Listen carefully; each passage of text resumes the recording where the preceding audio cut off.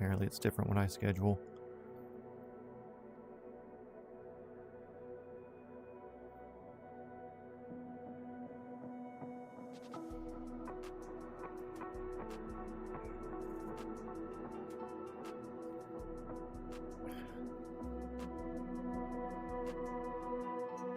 Cool. There we go.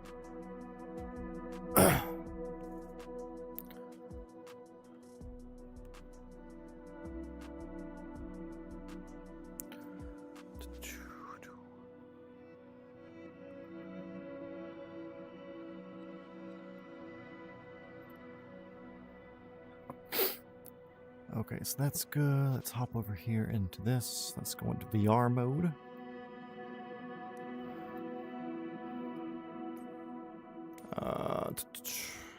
Definitely way off on the seating position there. I've got the livery that I want.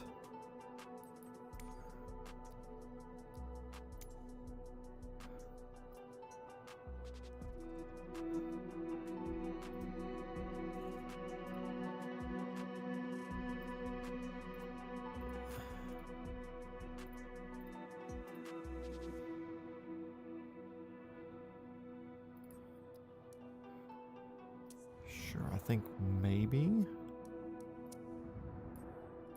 it's done once we get into the sim. So we'll just go ahead and pop in and see if we can get that going that way.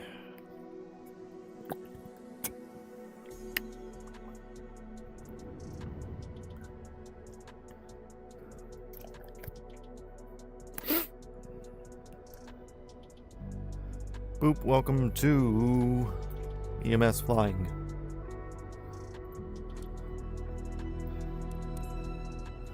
See, let's get rid of our lollipops out there. Nothing to do on the outside of this. Sikorsky S76C. It says Children's Healthcare Los Angeles. That's not us. We're Atlanta. We were still on their helicopter. They ran out of children. They aborted them all. Welcome to the stream. That's a joke to start with.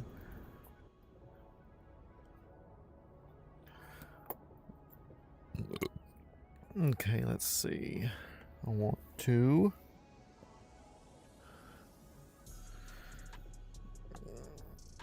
I said, I think there's some sort of... Yeah, here we go. Options. We are in EMS.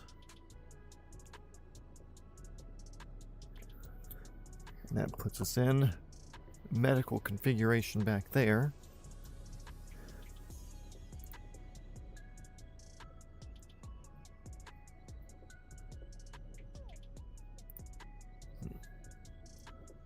Let's see.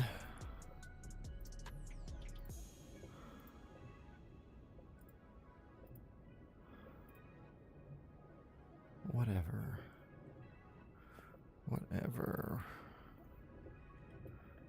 Okay, we have our first dispatch. It's at Lawrenceville, 316 on 85. The wide shoulder, 85 northbound, cleared area just south of exit 106, which is 316.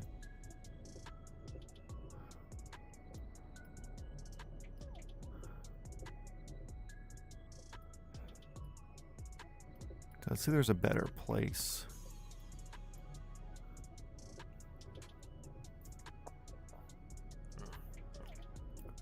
So nothing really there. Try to figure out a place that would make sense for them to want to say, like, okay, cool, helicopter, go here.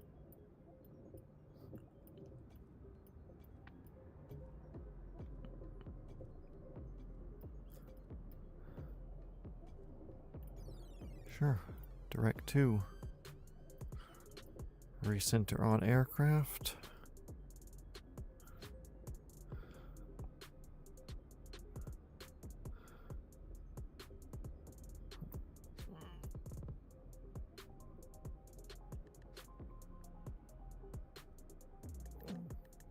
Okay, let's get our checklist going.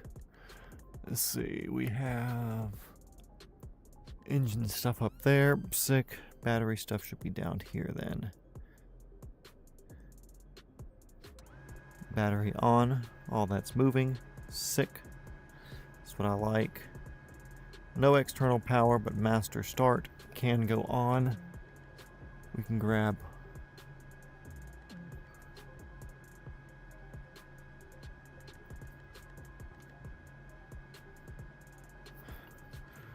let's see, this will have to be in my mouse.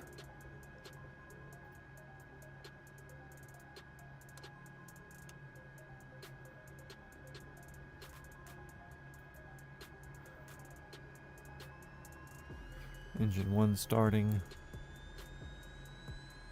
We're in idle.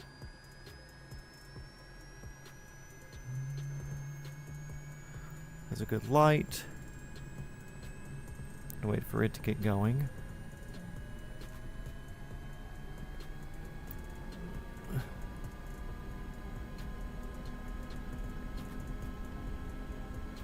We're 52% there, so I'm going to put that to on.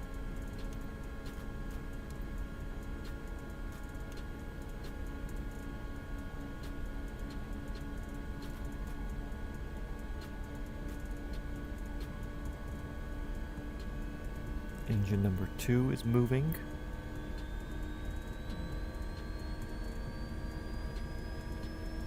It is in idle position.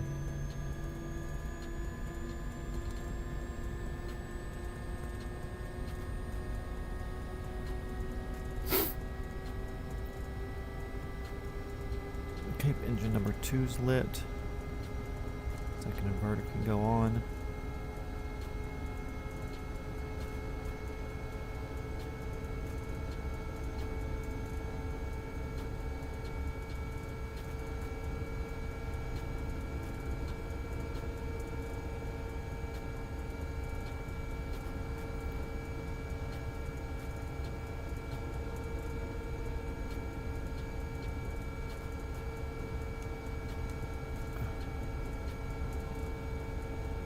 Those are good up there. We can roll up throttle a little bit. Which I'm doing with my hand here.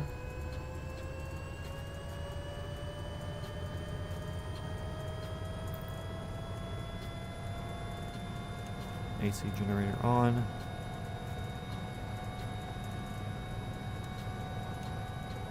Pitot heat on.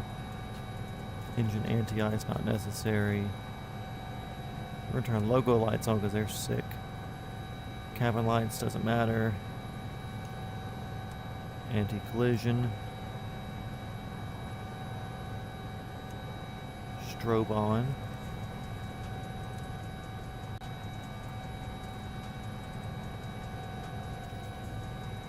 Cool.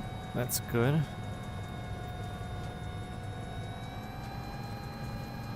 Stabilizing. David Rogers, what's going on, dude? Good to see you in here. Let's see. On. Good. Only light owns AC generator. That's fine. I'm okay with that light being... Why did you just change clothes? Strange. Primers are off. Everything's set to fly. Lights are on. We can talk to PDK Tower now, if we so choose. So... Peace Street Tower, med flight 420 Foxtrot Whiskey, sitting at the general ramp, center ramp, looking for a direct northeast departure VFR. And we'd get a cool dude, you're good, you go save a life. That's what we're gonna do. When also we are in, for anybody who cares, Sikorsky S-76 Children's Healthcare of Los Angeles, but we're in Atlanta because I want to fly familiar skies today. And, yep, we're good to go. So we'll take the parking brake off. We're going to, let's just say we've been cleared over to somewhere over here. Away from everybody. Because these things do create a bit of a wind when you're taking off. We're getting a taxi to Charlie. which is a helipad, not Charlie Taxiway, but helipad Charlie. I'm going to start with slightly more fuel.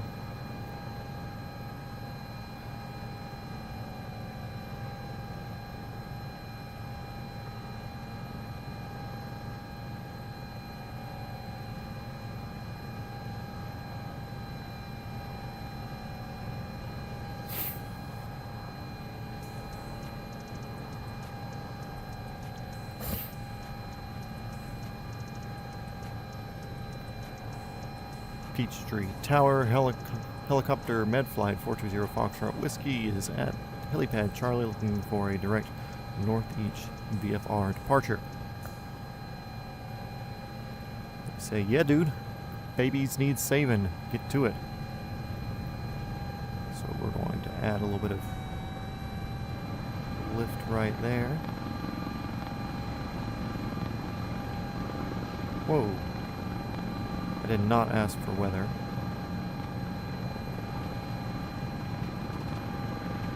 Gear up.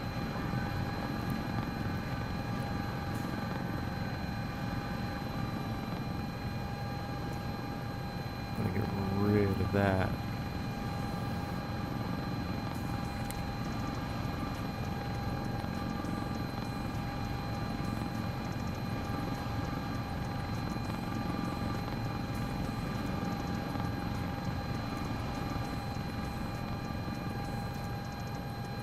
No, I don't want to listen to this.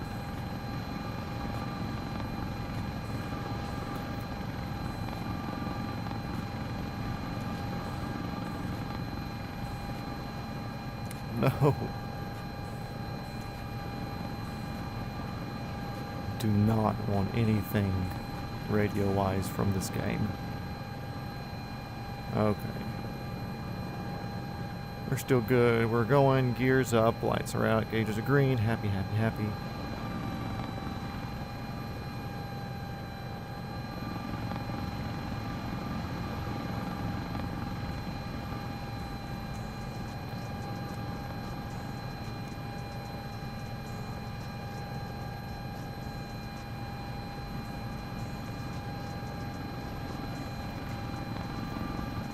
So yeah, again, it's going to be a super late thing if I want to do an around the world episode, or a middle of the day thing, and I was busy today during the middle of the day, so we are doing a Southeast Aviation. What's going on, dude? Good to see you. So because it's not super early during the day and it's not super late at night, and I want to fly today, at least for a little bit, we're going to do some medical role play.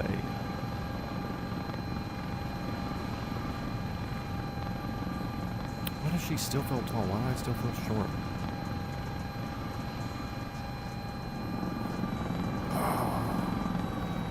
Okay, don't mind my flying, guys. This is all on me here. Trying to get situated like I should beforehand. Big towers here. We're going to go to the south of those.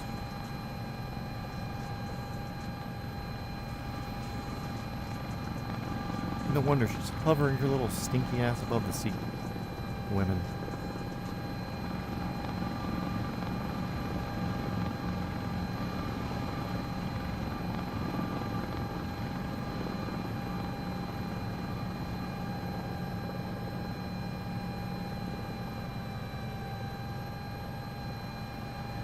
Yeah, hope everybody's doing good. Hope everybody's had a good Tuesday.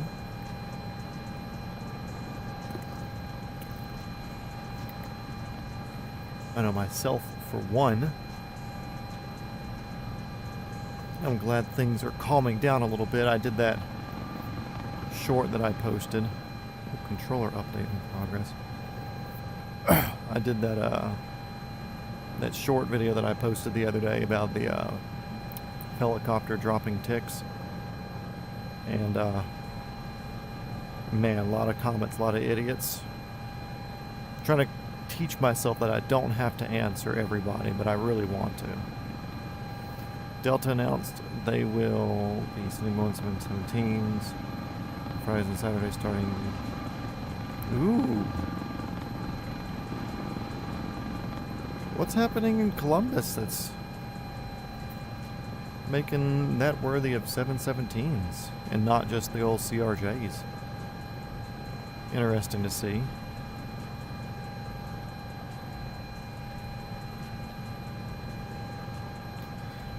It's like one of those things where Columbus isn't that far from Atlanta, like thinking about it.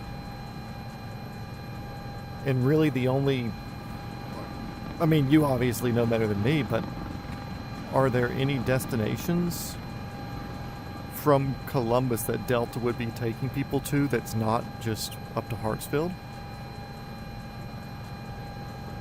Okay, here's our spot up here. It'll be just before this interchange. So we're going to set up in an orbit over it. So everything's looking like. I'm going to go ahead and slow down.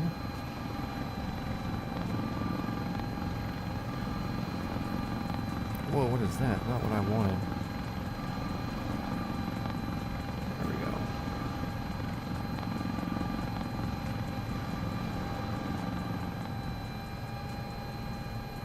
And we will have to pretend that we have no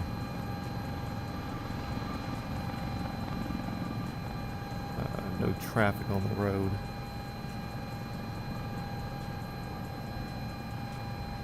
We're going to take it there in the split.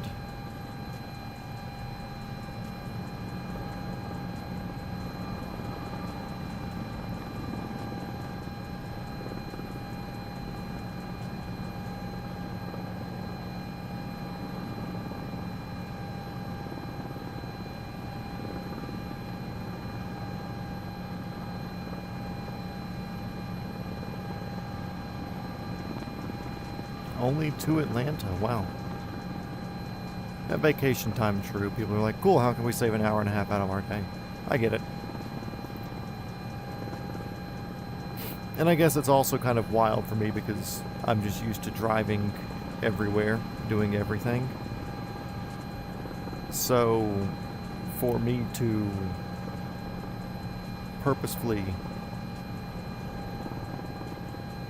look for an hour and a half of safe time and then just be like, cool, I'll just fly up here, then go through so many more steps. It just seems crazy to me, but that's me. So we're going to do our approach on the side over here. I'm going to go ahead and drop our gear.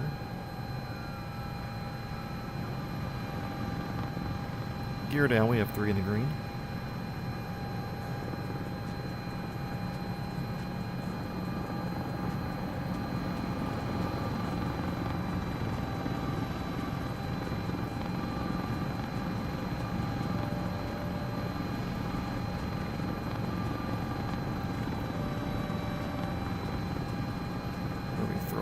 Bridge here.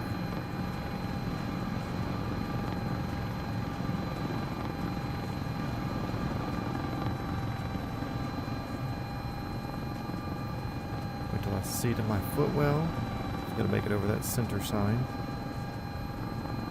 Cool, there we go.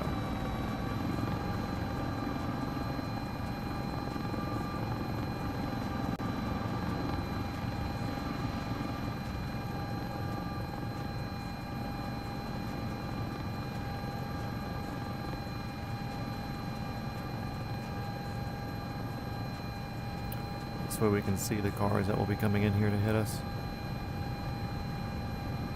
Gear is down, confirmed. Whoa! That was troubling. I'm gonna...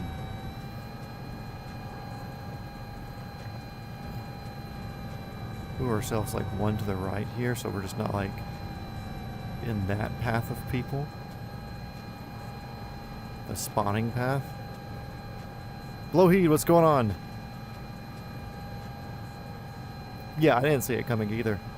Okay, so we're going to roll down for a second and let our medics go do everything. Pulling her back to idle. Cool, don't need this. Beep, go away.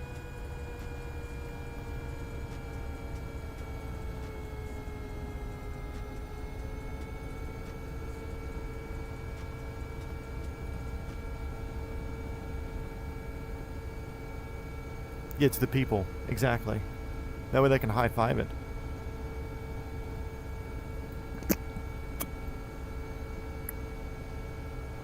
We're doing children's healthcare role play today. So we will be bringing them back to here.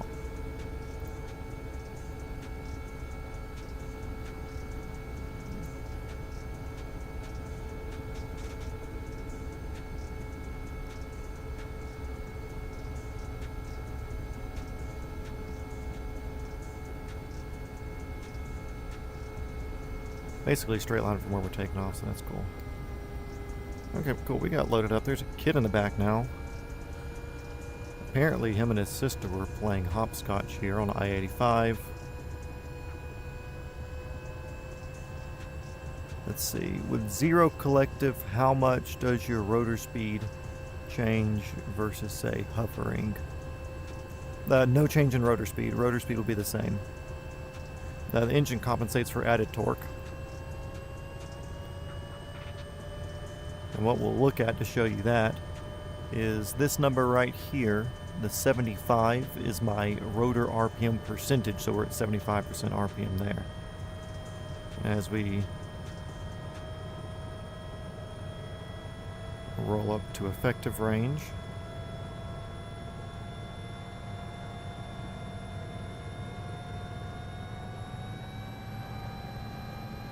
most rotors operate 104 to 110% range. You would think 100%, but for some reason they call it like 104 or something like that. So yeah, here we are in dead sitting still. 107%, I guess that's where this one likes to run. We're going to pick up in a hover.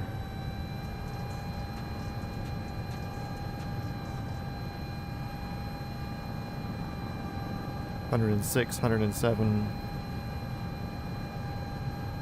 So yeah, it keeps the same. Like I said, you get a small dip whenever there's a change and maybe the engine's not quick enough to immediately move into whatever that speed is. It can't produce that torque as on the dot.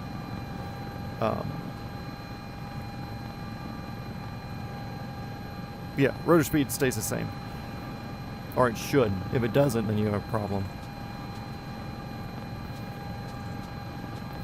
And the change of rotor speed throws everything off. That's why hover autos are so hard to figure out. Don't beep at me. We're getting altitude.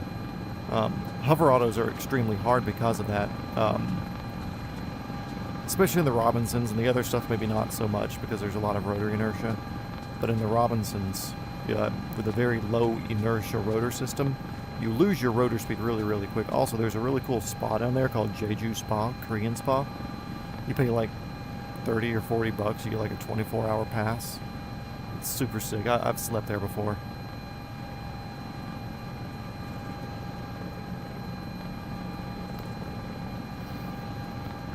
Been flying the Apache thing in Viltor and try to use as much collective. You try to use too much collective and the engine rotor RPM warnings go off. Oh yeah. Which realistically, in real life you will over torque your engines before you droop. And droop is the lowering of the rotor RPMs where they're not creating lift. I believe that's the correct term for it. Either way, usually you're going to over torque the engine before you get to that point. With a turbine engine, with something like the Robinson, you're not really going to over torque the system. You're just going to be using too much power, which is the same thing. But with a turbine engine, you'd be creating a lot of big money issues if you were doing that.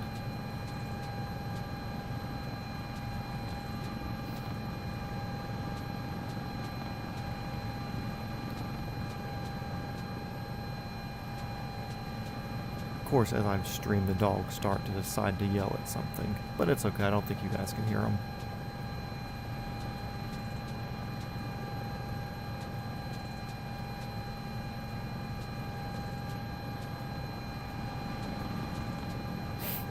Yeah, and the thing is too, with a lot, I don't know about the Apaches, so I can't speak directly for that. With a lot of newer model military helicopters, they are not directly linked with your collective and the computer, or with the rotors. So when you pull huge amounts of collective, the engine will limit you to what it can give you. Where they even have over torque allowances, I guess you could call it that. Let's see. PDK Airport, Life Flight 420 Foxtrot Whiskey. 4 miles to the northeast will be crossing at an altitude of 1800. Clear across, beware of traffic on a 10-mile final. Well, we're aware of it.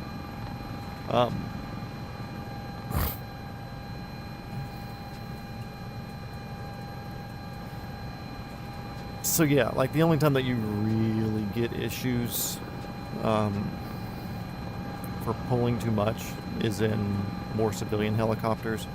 Like I said, if I were to go hop in a Black Hawk Lima model or something right now, I can just take the collective and go whoop and pull it straight up all the way to the stop, and it will be fine.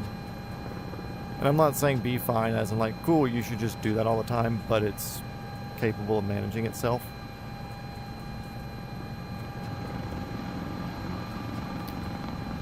What were you trying to read that's making me dive?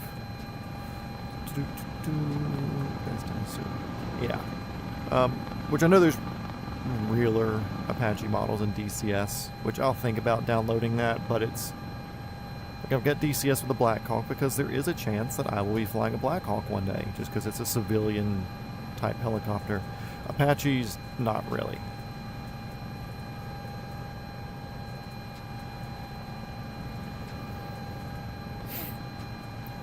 Yeah, like I said, I know a lot of the newer model stuff like that, they will limit how much torque you can put in it. With this thing here, even though it's a newer C++ model, I can still definitely over torque this. Diesel Dave or something. Oh, Heavy D.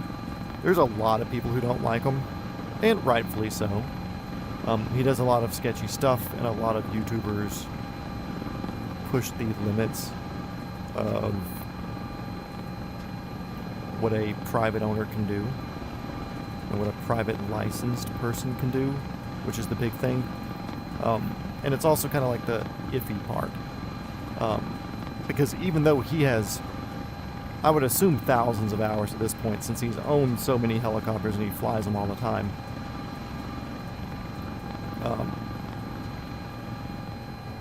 it's not that he's not experienced, it's just that a lot of people get upset when he uses these things for work, even though he's not a commercial pilot. But I think because you have to have 2 people in the Black Hawk, so I believe his second pilot, or the main pilot, the SIC, or PIC, I believe he is commercially rated, so that kind of does that. And then also, I don't know what part the helicopter's listed under, if it's a private thing or whatever, but I mean, they're not stupid. They're not going out there and purposefully breaking all these ridiculous laws like, oh, look at us, we're giving people rights. Because a thing with Black Hawks is they have a thing, or it used to be, where you could only have a Black Hawk as a restricted category thing. So as far as certified helicopters or certified aircraft go, there are standard certified vehicles like the helicopter I used to train in, the Robinson. There's the helipad. You have experimentals, obviously, and you have this thing called restricted category, and most military aircraft go straight into restricted category. And the thing with restricted category is they are restrictive with the restricted category. That meaning that when used to be, it's changed now, but when you would get a Black Hawk, it had to be registered in a restricted category, and that restricted category could only be like, okay, cool, you can only use it for like firefighting, or you can only use it for heavy lift,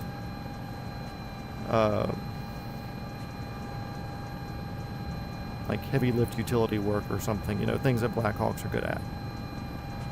And also part of the restricted category thing is minimum crew only. So whatever your business's legal things are, that would be telling you like, okay, cool, to be a long line person you will need pilot, co-pilot. If you're doing fire, pilot, co-pilot, and a spotter or something.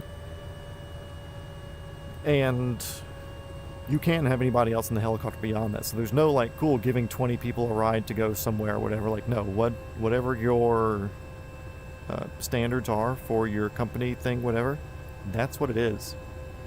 So a lot of these people are, one, butthurt, because who doesn't want a Blackhawk? Which, that's a whole nother point. But they see him doing this, giving people rides and doing things, and they're like, hey, you're restricted with so much for minimal crew. But he had his registered as an experimental. Let's see.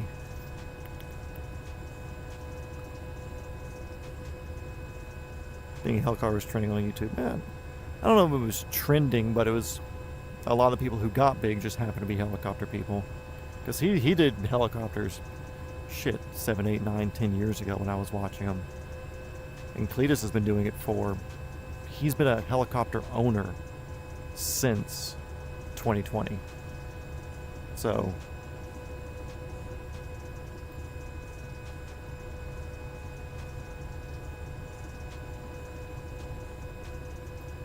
yeah, he does use it for charity and a whole bunch of stuff, but people get sour pussy about it because they don't own one.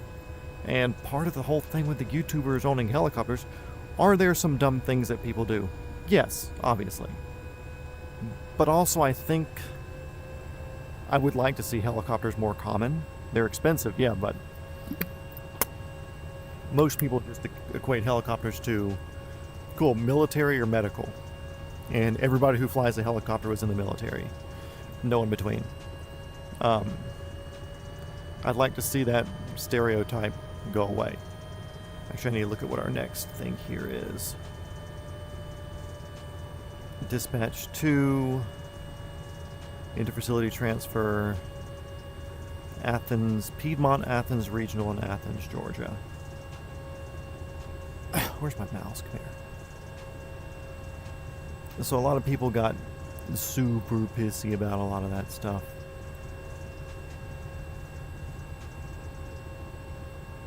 That Athens?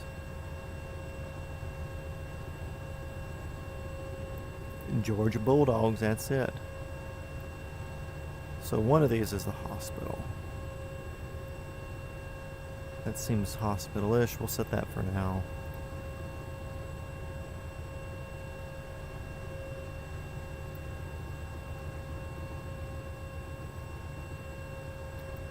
That also seems hospital-ish. We'll see. But yeah, it's like, why aren't we supporting people who are private helicopter owners doing cool shit that makes helicoptering cooler? I understand gatekeeping things to a certain extent. Like, oh man, I don't want people taking my cool helicopter job that I have worked so hard for. But, you know, whatever. Yeah, if someone wants to cry because they can't afford a helicopter, that's their problem.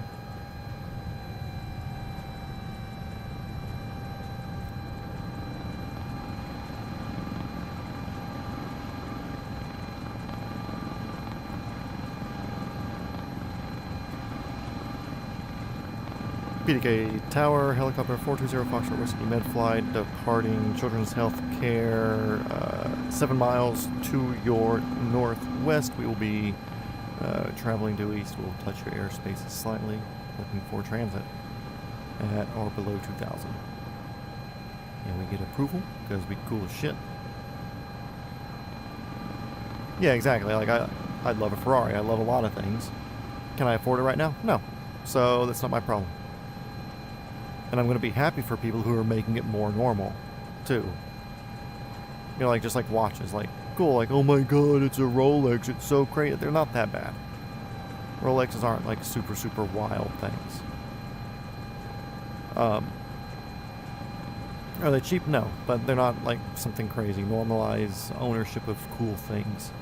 But anyway, so a lot of people were pissy about him with that. And like giving people rides and doing all that stuff. And I know that he cannot explain that sort of thing on his channel.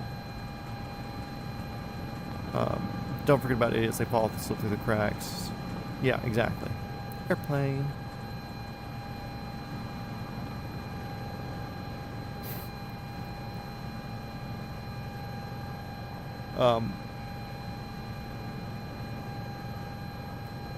But yeah, so for him, it's his videos are very like, here we go, we're doing this, we are going to be recovering this vehicle, and everybody who's watching my channel is very much only here for vehicle recovery, and very few people care about the helicopters in aviation, and even fewer of them beyond that care about the FAA legalities of what's happening.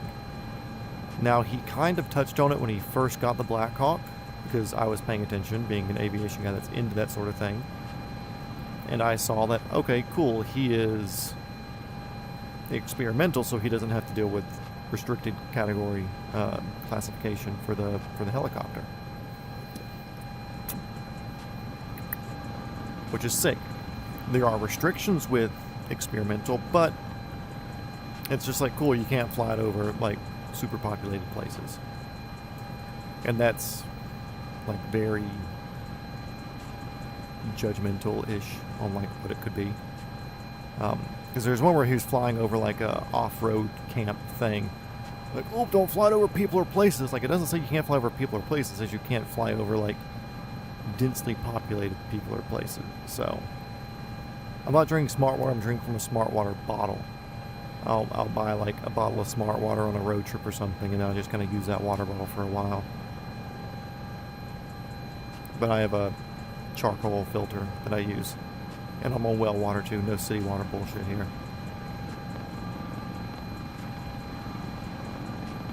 So yeah, he kind of explained his experimental thing, but I know that 99% of his viewership was just kind of like falling asleep as he was talking about that. So, like, why put that much time and effort into explaining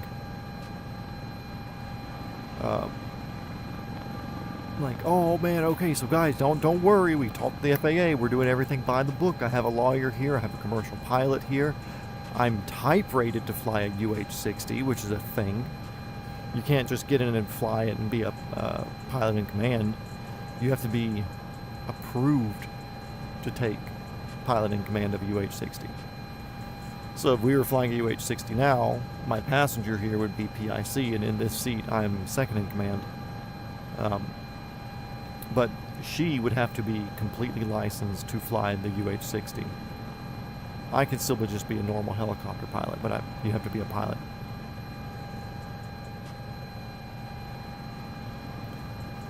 Because someone will make a fuss of it if he never explained exactly. And realistically, like, he should probably explain it more often, because people are always going to be pissed. Not everybody followed him 5 years ago when he got the first Black Hawk. So he should touch on it more often, because so many people don't fucking know, and so many people are haters. Like I said, some of them rightfully so. Just like one of them, he was giving people rides, and they were doing some like hard banks and stuff like that.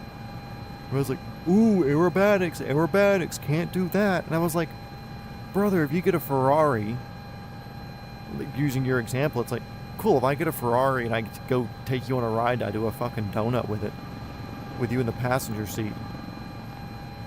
and somebody who also likes Ferraris is going to see it, they're not going to be like, oop, calling the police. You're like, okay, cool. Like, you're out there having fun, and you're doing it within the confines of what you know how to operate with.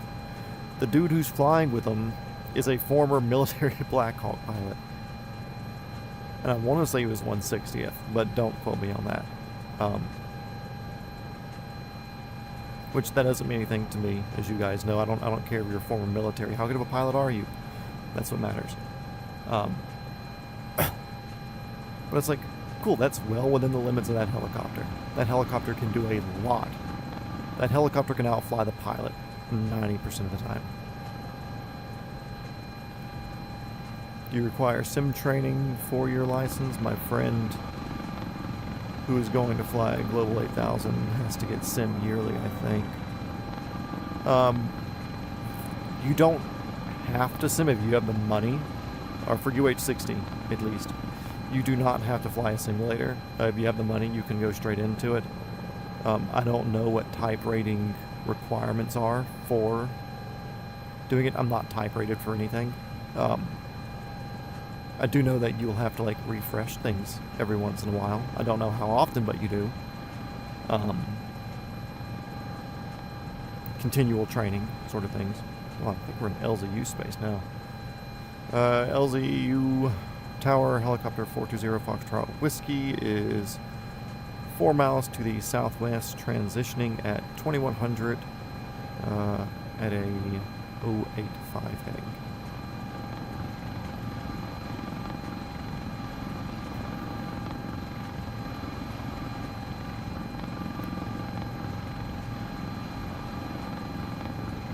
Yeah, like you calling your buddy out was flying. Like, dude, this is a Global 8000. Are you really flying this way?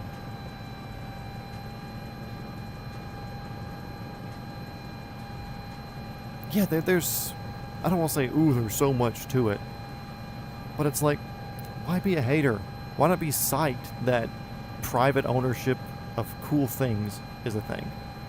Like, obviously, if he does something legitimately stupid, call him out.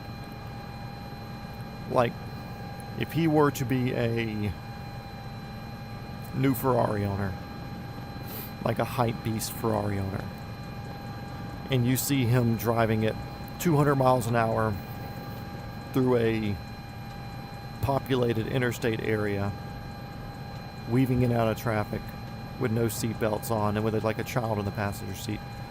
Like, don't be like, oh, dude, normalize Ferrari ownership. Be like, hey, whoa, motherfucker. Like, stop. Like, we're going to address this, and I'm sending this to somebody because this should be taken care of.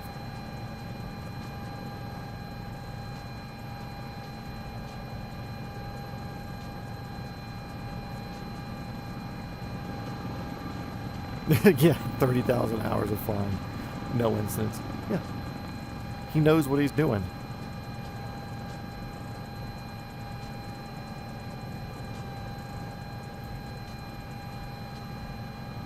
He was using the saw backwards, or you were using the saw backwards? Important distinction to make.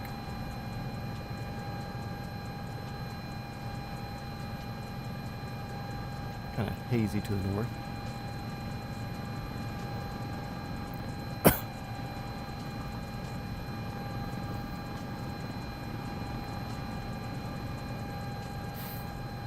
This thing here is a missile. We will be using this for water crossings for sure. Oh, he was. Oh yeah, it's just like they're freaking brain surgeons that don't know how to like change a flat tire on their car.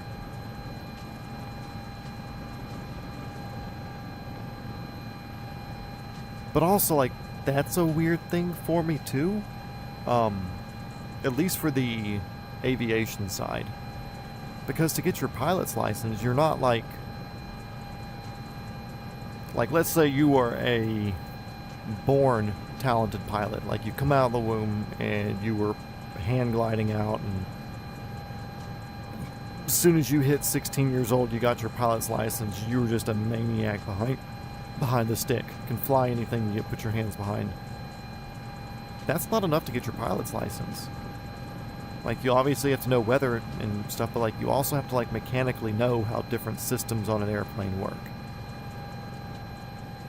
and there's like logical steps that are known or that you have to know or whatever. Like, okay, cool, electricity's moving through here, so if I have a clutch light come on, I'm not just turning the clutch off because it's still going to be moving power around. I need to pull the circuit breaker because that's going to cut off. Like, there's things that you have to know. So for somebody to be a pilot using a saw backwards, it's like, okay, cool, are you sure?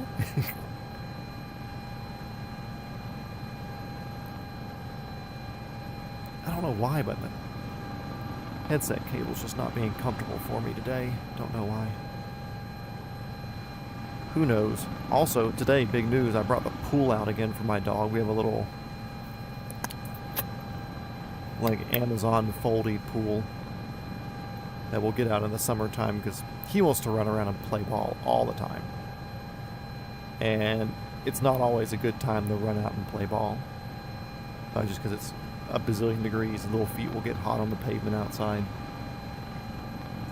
So I got the pool because he likes the water hose. So I got the pool so he can splash around and stuff. And boy, today was first pool day and he is wiped. He is so tired. But he had never owned a table saw. He had a miter saw, belt sander router. Uses them well. Gotcha.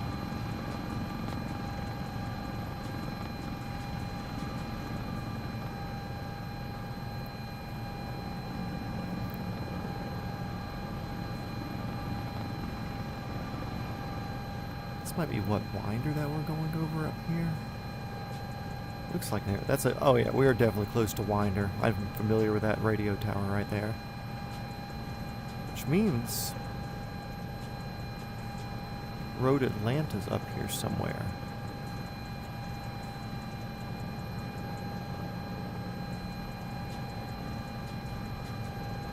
I believe. I actually think we're past it now. But yeah, that's a huge tower in real life.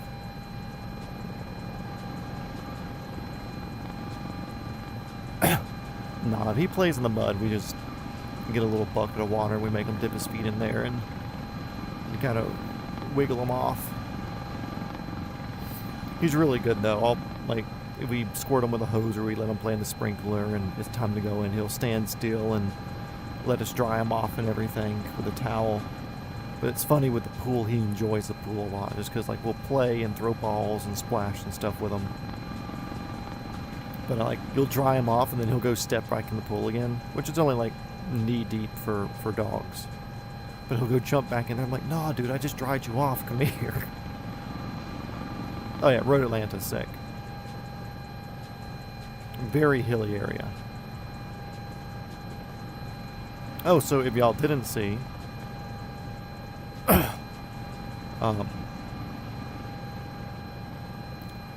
posted that short about the helicopter that was doing a long line thing on a power easement. And somebody had shared this video, and then like a little thing popped up on the bottom, like near the end of the video. It's like, ooh, it's probably a box of ticks, because this lady's like, this is their second trip up here. I don't know what they're doing. This is our top field.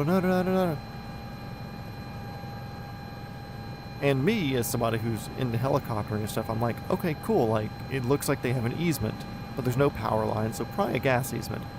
Anyways, as Southeast Aviation knows, I'm really good with maps.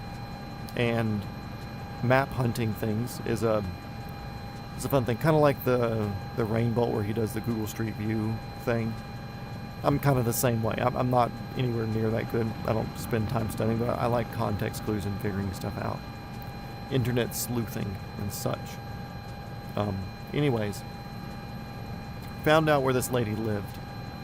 It is a gas easement going through her property, and it's very hilly. I spawned in there with an MD just because I wanted to fly the area, just because I think it's cool recreation, and it is aggressive hills out there. Like, you're not driving stuff in, and if you are driving stuff in, you're using the owner's driveways and stuff to go in. So obviously, for them doing this stuff with the gas things, they're either hanging a sniffer under them, or, since she said it was their second trip up there, they're long lining things in. It's that way they can do maintenance or whatever, you know, something to do with the gas easement there. And everybody in the comments were like, they're dropping tick boxes. We got to start. Yeah, this is America. Remember, you have the Second Amendment, people. You got to shoot the helicopters. They're nice and thin. It'll teach them to do that. I fly helicopters. I'll go to friends' houses who live in the middle of nowhere that have, like, room to land.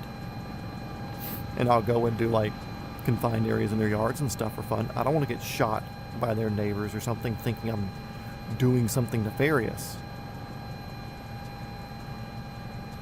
So anyways, I posted a video like, hey, here's how I found out where she lives so I can justify my methods on why I'm calling it this, and I'm not just like some guy like, hey, look, it's a gas line going through. Like, I proved the fact that I know where she's at, and I proved the fact that there's a gas line there. And I know this helicopter because I've seen it doing utility work near me before. Karen's, I know nothing about what happens. Yeah, exactly. And all these people are like, well, how do you know that? What exactly would they be doing? I was like, here's a list of normal things that happen with utility work. And I was also like, look at the screw fly. Look at why we dropped like, was it like 14 million, 15 million screw fly larvas out of a airplane at like 15,000 feet every week over Central America to create that like impenetrable line of non-breeding screw flies or whatever. It's like, do you really think the nefarious government program is going to take around a helicopter with this super slow, super noisy, with a long line on the bottom and delicately drop a box of ticks? You could drop a tick from 30,000 feet. As long as it doesn't freeze to death, it's going to hit the ground and start walking. Like, you're not going to hurt it. You can, like, crush a tick. And if you don't, like, shatter its body into, like, multiple pieces, he's going to keep living. Ticks are tough. And I'm like, first of all, just common sense.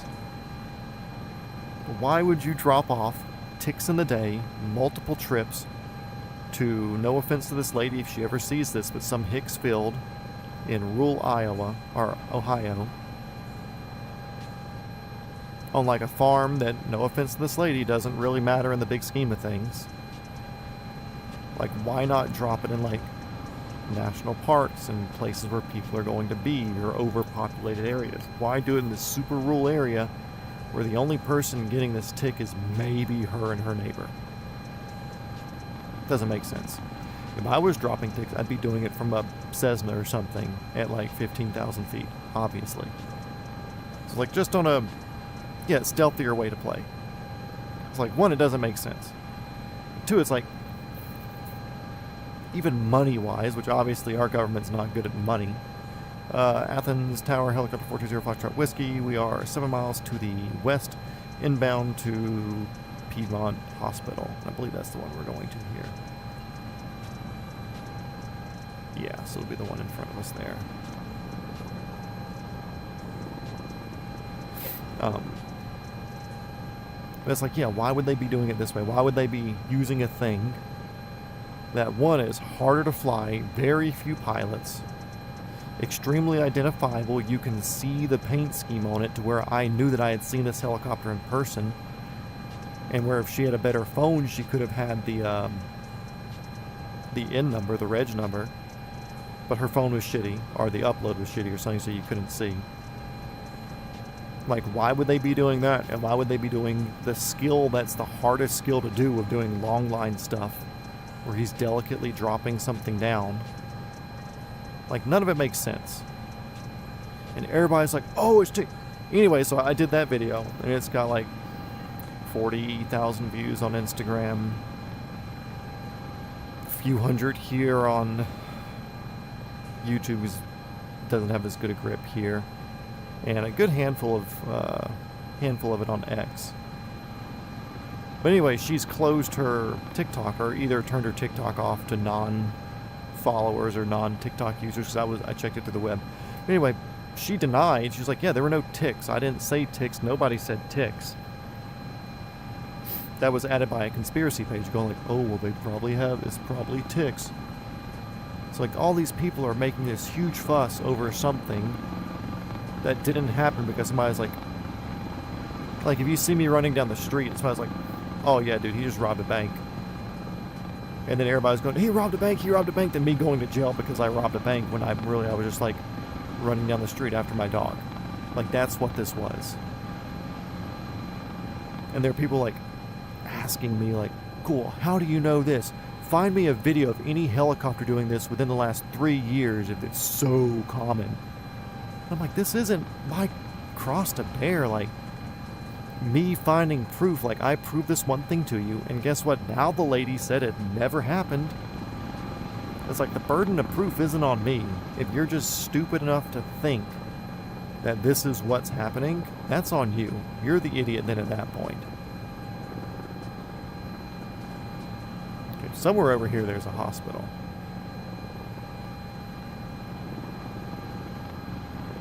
Okay, I see the helipad there.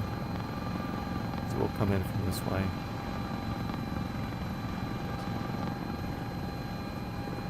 Yeah, and don't get me wrong, I'm not against conspiracies. Like, the alpha gal, that's the make you allergic to meat thing, like, it's real. And guess what? The company that Bill Gates has ownership of is responsible for making it. And Lyme disease was something that was created by the CIA. Like, there's a lot of truth in a lot of the stuff being said, and a lot of truth in a lot of these conspiracy type things. But that doesn't mean everything's a conspiracy. Get rid of this for a second.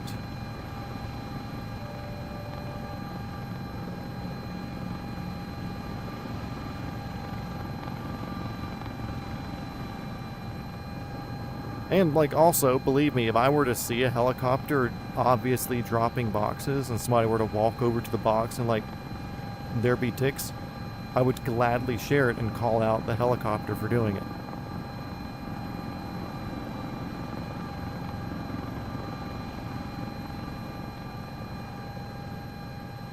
I'm not, like, purposefully defending my love of my life, the helicopter.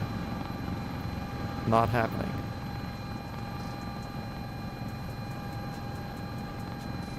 But with that said, since we got gear down good, since it is helicopters and it is something that I'm good at, doing maps and helicopters and all this stuff, I'm going to defend it, you know.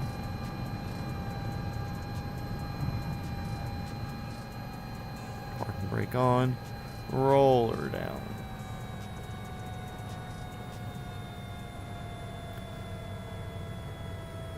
Yeah, evidentiary claims are worthless. Let's see if this person's replied. Because her comment was just like, what? Really? Yeah, a lot of these people don't reply after I say something to them. There's one dude on Instagram, though, like, props to him. We were like, okay, cool. Like, we found an agreement, which was just wild. Okay, so Anna Marie Sperundo said, post a video of another helicopter doing what you said from before 2023. Shouldn't be hard if it's what you said. Excuse me? They were doing long line shit for like 50 years. Okay? I said, oh, I replied on one of her because she commented twice.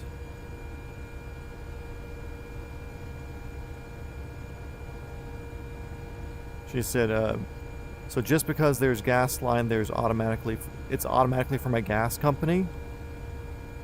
It's not a gas company helicopter, it's an outside contract or whatever. Why would this lady be lying if she appears to be who she claimed? This is me talking gymnastics. It's like, okay, cool, and I've corrected myself since then. I said, on this one, I said, update, the OP lady never said ticks. That message was added later by conspiracy pages. She has since come out and stated there are no ticks were dropped, no boxes, nothing, and that it was what I said it was. Also, helicopter long line utility work has been around for a long time. It's not my job to cater to your request. That place is very inaccessible, and it takes a helicopter minutes to move thousands of pounds of equipment out rather than hauling it through non-easement property to get to it. And then on her other one, I did 2 replies that said, but for your viewing, a channel called Half is Interesting posted a video called Why the U.S. Drops 14.7 Million Worms Over Panama Every Week. If ticks were being dropped in the U.S., it would be like this, not gingerly setting them down in the most difficult type of obvious, noisy, and attention-gathering sort of helicopter flying.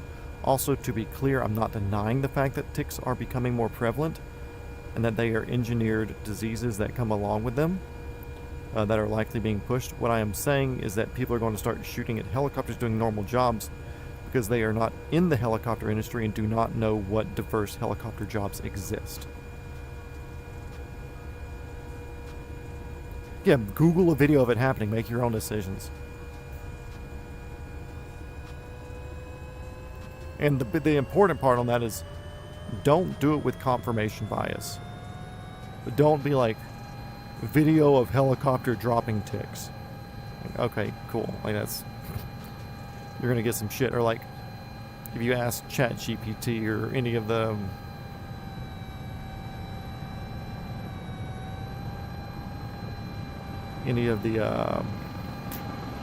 AIs, like, hey, what about this? What about this? Like, they're all very confirmation biasy. So if you were to say something like, hey, there's a video going around of a helicopter with a long string on the bottom of it with a box. Is it possible that that could be a box full of ticks?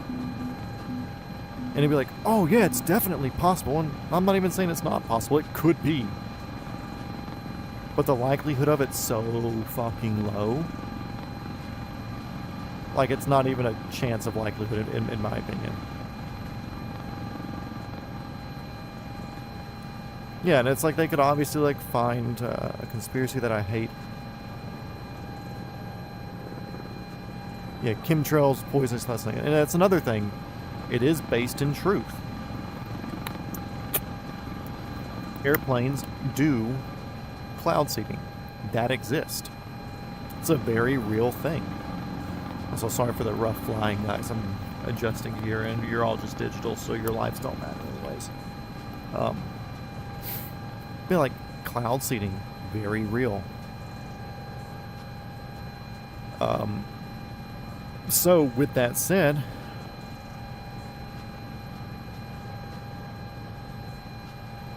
dihydrogen monoxide.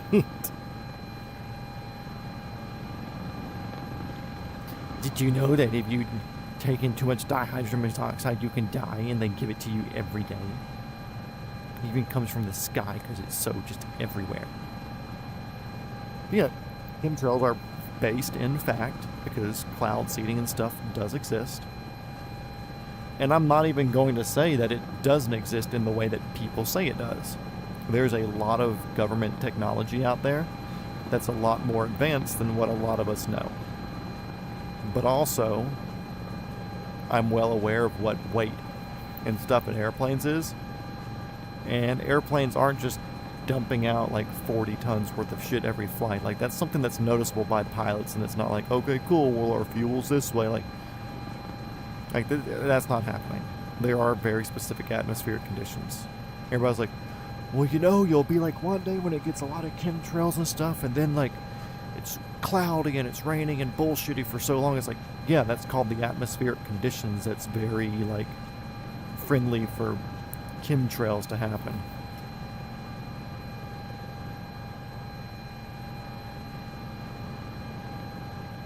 Yeah, Ryanair isn't doing it. Dude, if chemtrails were still a thing, because the government would have to pay airlines to waste fuel to haul all that weight up there, Spirit would still be in business.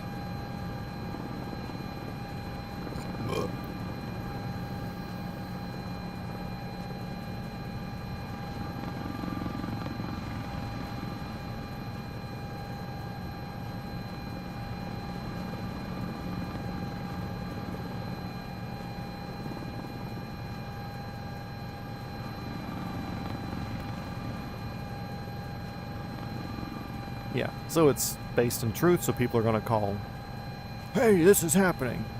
Same thing with the tick thing. Somewhat based in truth, because there are bugs dropped out of things.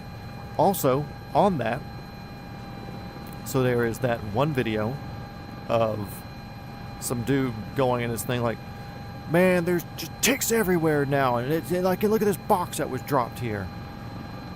Was the box dropped there? Yes, the box was dropped there. Where did the fucking box come from? The box was dropped there. That's that's where the box came from. Who dropped the box there? Don't know. Now, can somebody tell me what sort of areas ticks like to hang out in and breed in? Do they like to be in the sunlight? Super bright areas? Or are they kind of more of like friendly of darker areas? Maybe a little bit moist, dampish for breeding and staying and stuff. Of course, obviously, they will get on plants and stuff to get onto animals, but you know, like maybe the box fell there, blew in from a storm or something, and then the ticks happened to find it, be like, hey, new condo.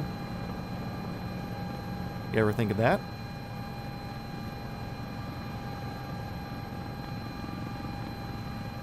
So,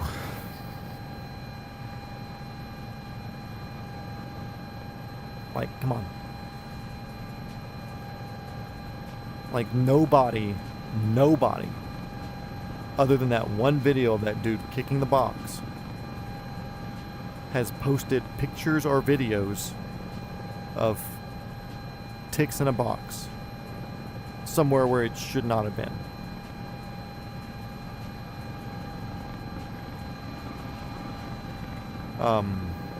Yeah, no, they like to bite dogs, that's for sure. Yeah, so nobody has posted pictures, videos, anything of ticks, yet everybody lives on this right now, the conspiracy of ticks falling out of planes, falling out. Nobody has posted anything. Now, in that video, when that one first came out, there was a lot of people going like, oh yeah, I've seen this happening other places. Dude, I know a lot of farmers who have had this problem. Where?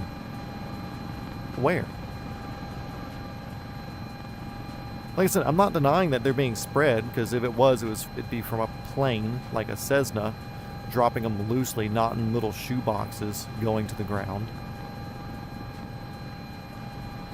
They'd be sprinkling those things out, you know, like no big deal.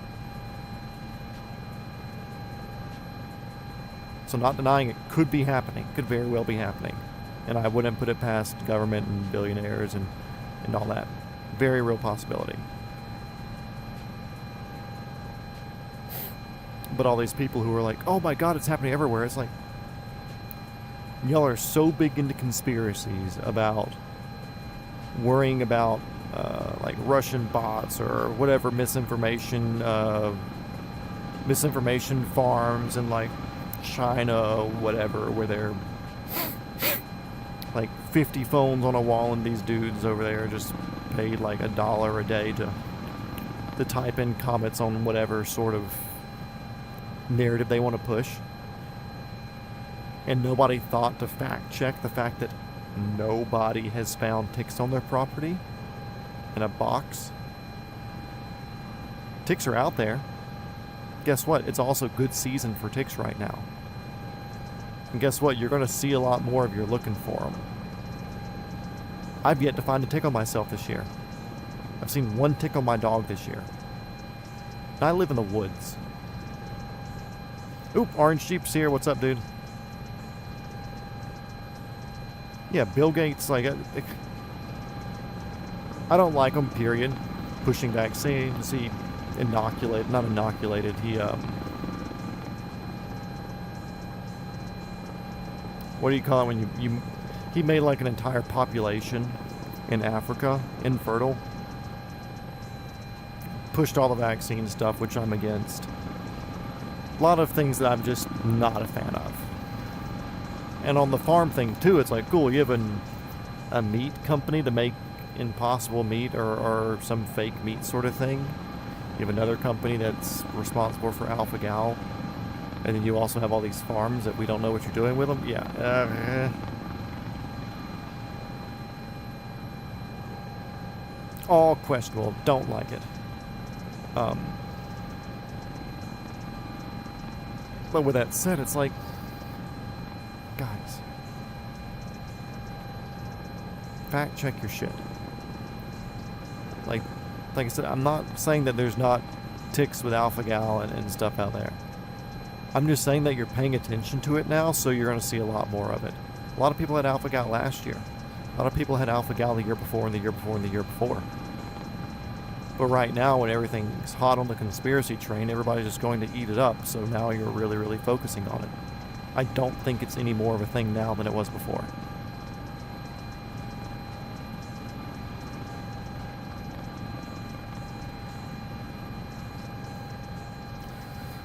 Also, speaking of that, what's the good news or bad news? Let's see.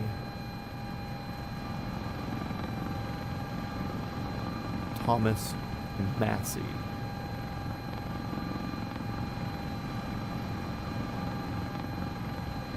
Why'd you give me Thomas Dean?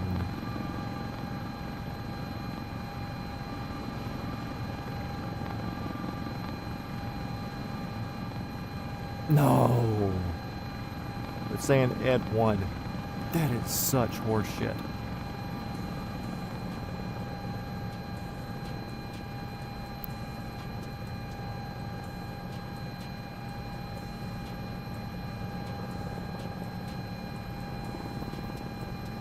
LZU Tower, helicopter 4205 Foxtrot Whiskey, 5 miles to the east, transitioning at 2500 to the west on the south end of your airspace.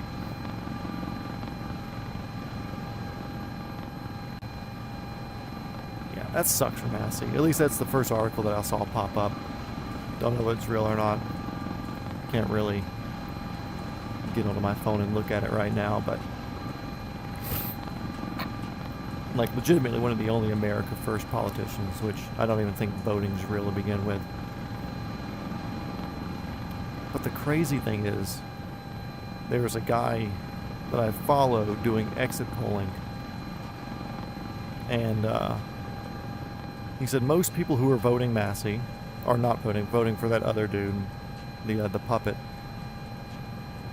Like when he was asking them, because Trump became very, very like anti-Massey here because Massey's the only person not taking AIPAC money. So he was asking these people, he was like, cool, like, who'd you vote for on his exit poll? And they're like, oh, we voted for stupid idiot. He's like, cool, did you vote for him or did you vote against Massey? And so many of them were going against Massey. Not because they knew any better. It's just they're so deep into their echo chamber news holes, whether it be Fox or whatever, their online things that they follow or whatever it is, and they're just so cool. Follow the big man no matter what. Yeah, it's disgusting. And the crazy thing is, like, you look at anything that he posts or anything that was shared about it or whatever, being pro for the idiot, everybody in the comments was like, no, Massey's the one. But the sad thing is, a lot of the people that are voting are not on socials, are not in that district. Anyways, that's a sad thing. If he really lost his seat, I hope that somebody somewhere tries to scoop him up to put him in something. For the very small chance that whoever's in a seat has any sort of real effect, it'd be nice. Anyways, enough of that. We're flying helicopters here. We have a kid in the back. How you hanging in there, kid?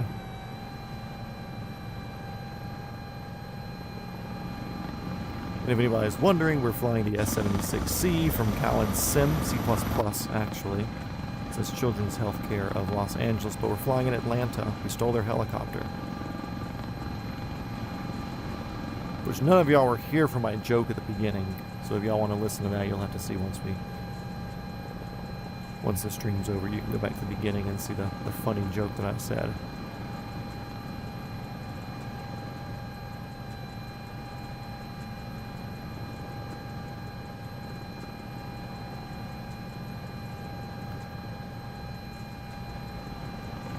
And also, I am debating on getting up a little bit earlier tomorrow,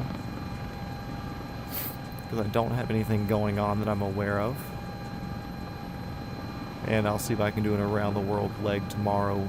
Hopefully like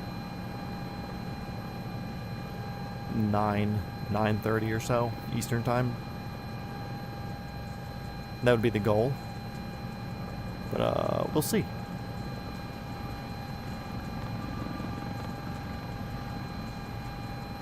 Help to set my alarms, you know.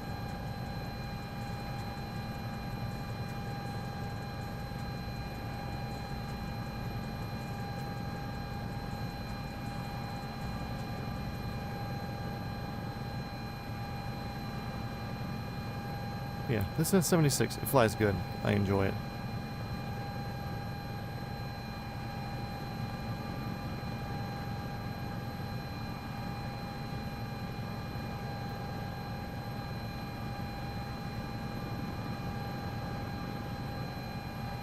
Can't believe she hasn't even offered me her sunglasses yet. Wild.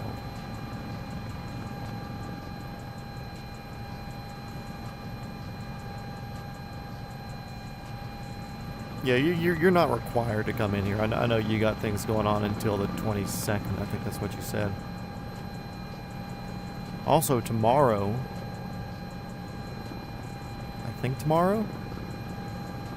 Or today? Was the Battle of the Bay? Down in Tampa? And I know Helicopter King went there to go watch it.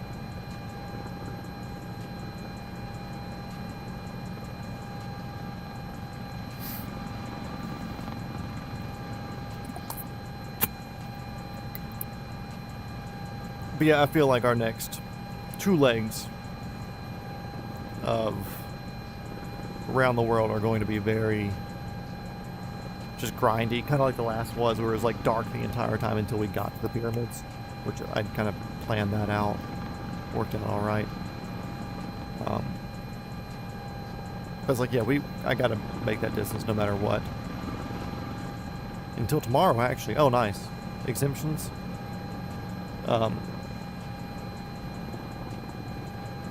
But.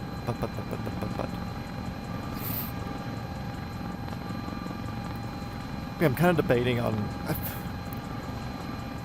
It's one of those, I don't want to say like lost time fallacy sort of things. Oh yeah, PDK, helicopter 420 Foxtrot Whiskey, 6 miles to the east, transiting at or below 2,000 to Children's Healthcare, Peachtree.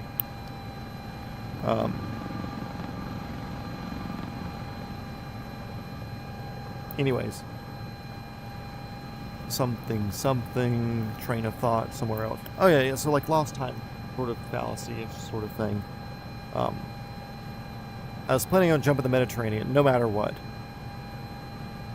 But it's like, do I spend that extra day's worth of stream flying to Benghazi and back?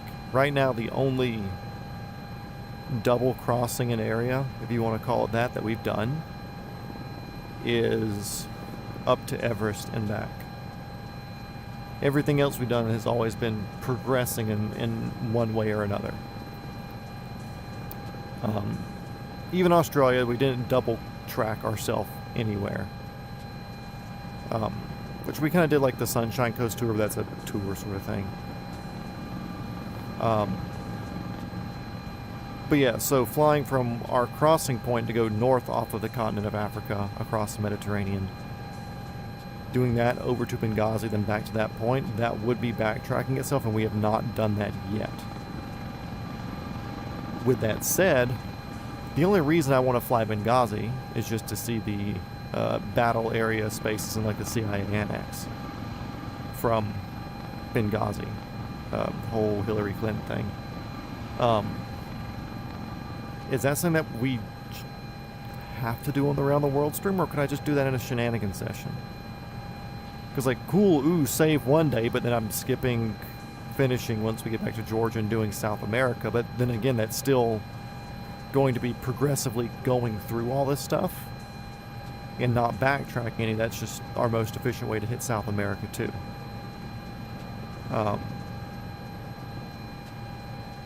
I'm kind of okay with skipping it, even though I've said it this entire time because we'd kind of be in the area.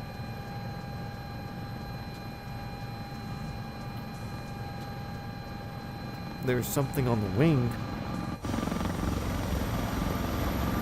We don't have wings. Crap, where are our wings?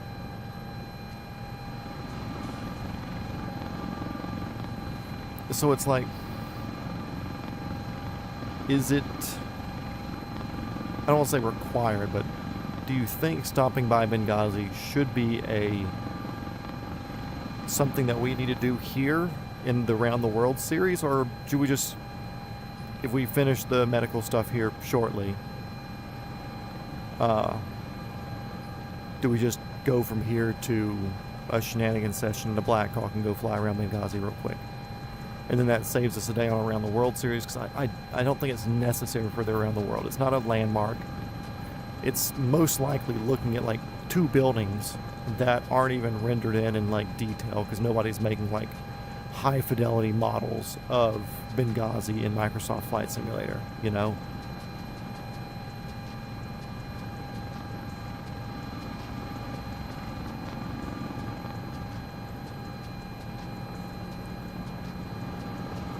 We're going to change our approach in here.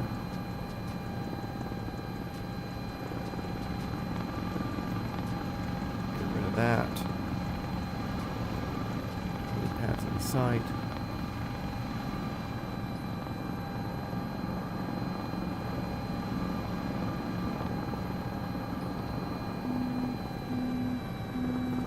Yeah, I know. We were going to put the gear down now, believe it or not. It was always my plan to do it on final.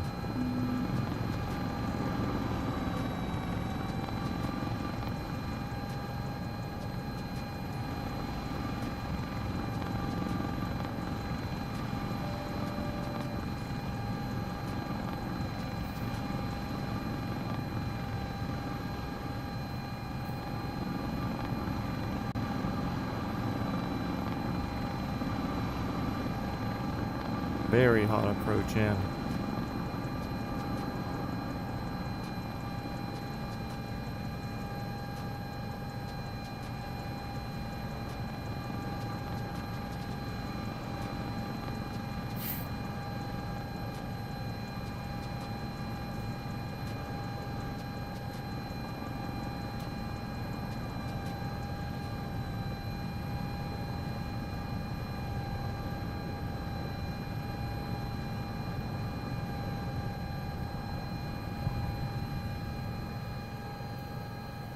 Brake on, throttle down. Let's see. I watched the Mover and Donkey show last night. Good entertainment. I've watched Mover do some stuff. The whirly worlds are very worry. Sent a picture of a 47. Ooh. Nice. I'll check that out here in a bit. Let's see, let's hop back and see where our next destination is.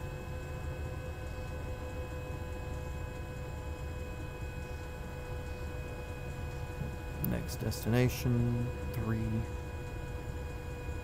Ooh, Macon-Bibb County Rec Department.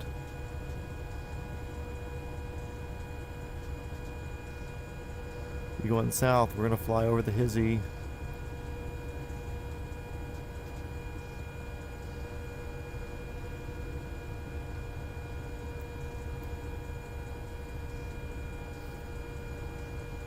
Okay, where's the Rec Department?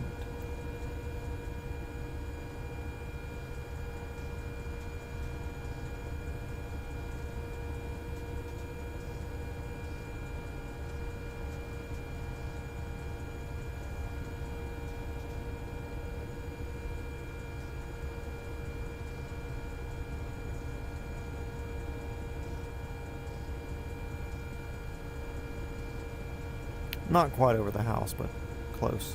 We're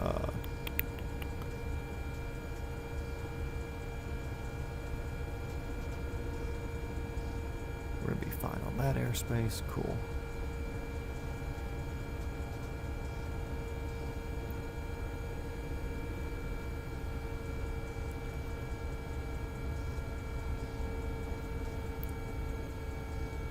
Belen says hi from San Francisco. Hello, Belen. From Georgia.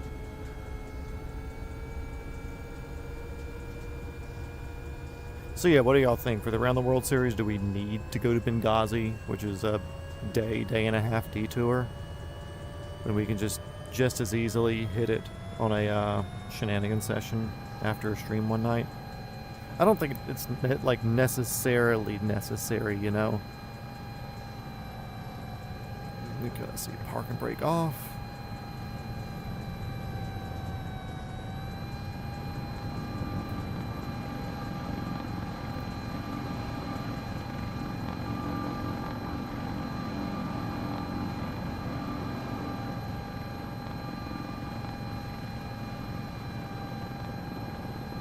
Actually, what we're going to do, we're going to swing Speedway and fuel up, because this is just a transfer. This isn't like an emergency thing, so this will be like a scheduled transfer. So we'll hot fuel at Speedway.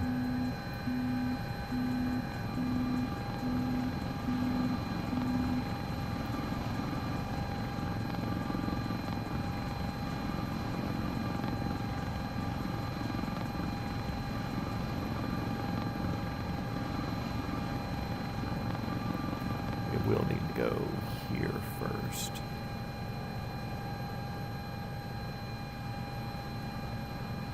Just to stay outside of the Bravo. It's busy. We will not be able to pass through the Bravo. So we're just going to avoid it.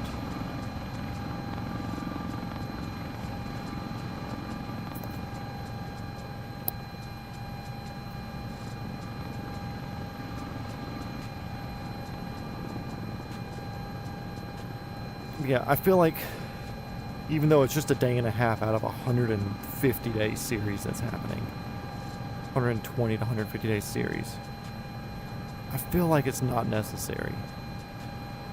I feel like it'll be a 5 to 6 hours of flying.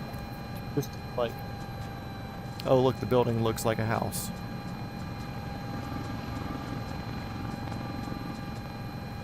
Am I wrong, or am I just being lazy?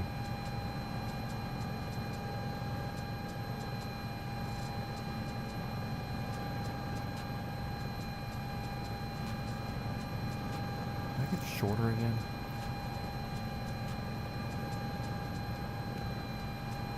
Because I'm just as happy going and flying around Benghazi in a little bird in a shenanigan session and actually getting able to like mess around and do play extractions, which I think is more what I want to do. Or in a Black Hawk and do extractions, which is more what I want to do rather than just fly and circle over.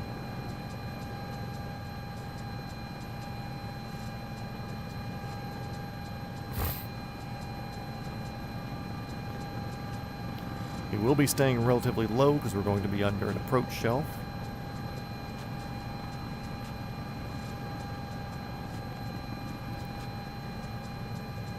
Have to be aware of the towers and such right now.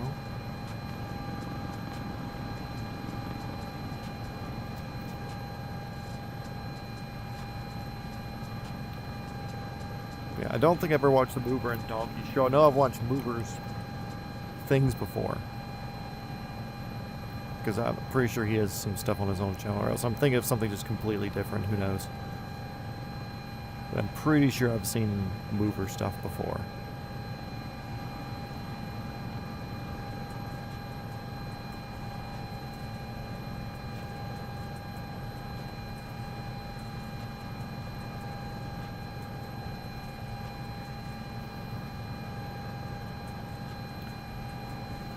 Big tower avoided.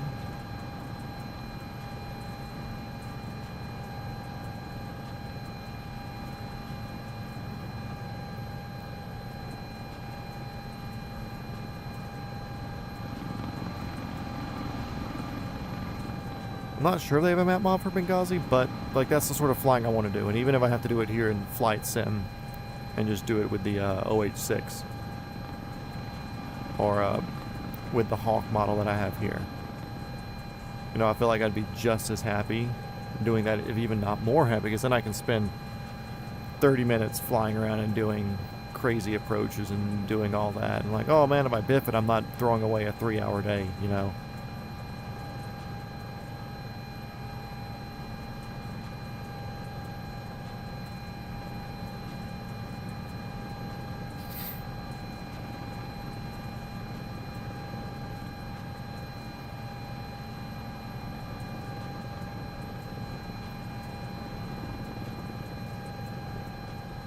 Hazy? Are we in real time? I forget.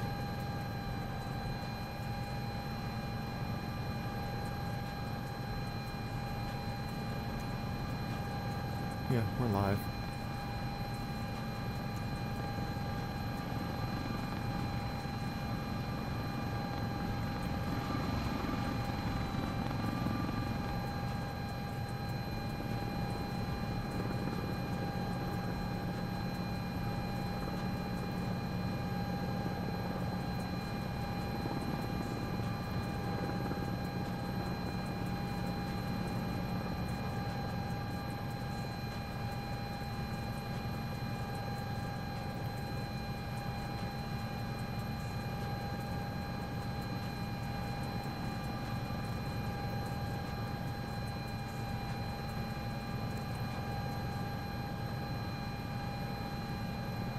I think that's 20 right there.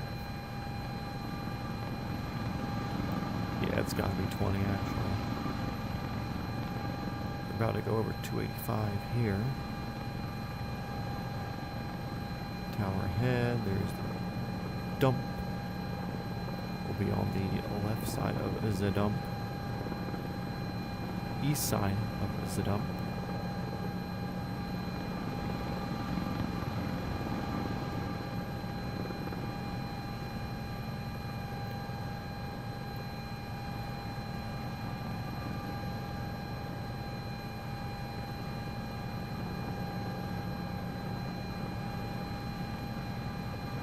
Oh, no, we got room with it. Okay, cool.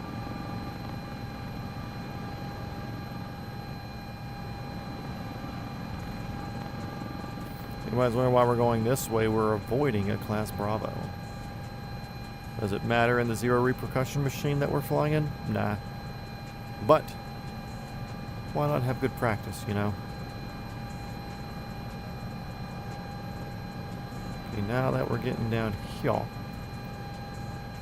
we can set a direct to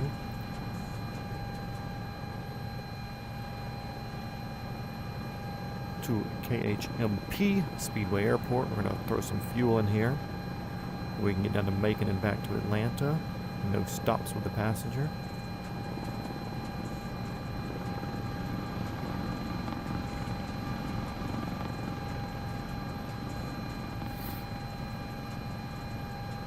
Also, I'll be able to set my altimeter at Speedway because I know the altitude there, the elevation.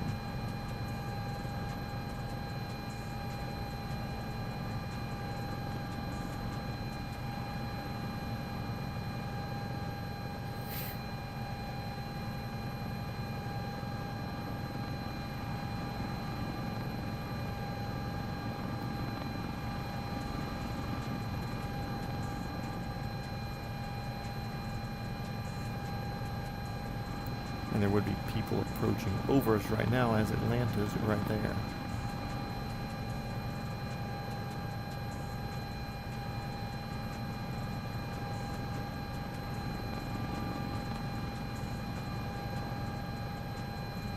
A speed run? Speed run of what? What did you speed run?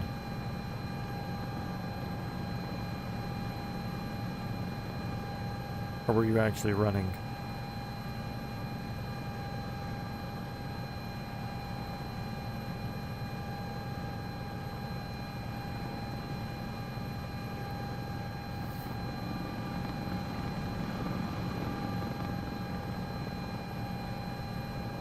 Mowing the yard. I was about to ask if it was like some sort of like home task or something like that. Put the blade on the highest setting and put the mower on the fastest speed and just let her rip.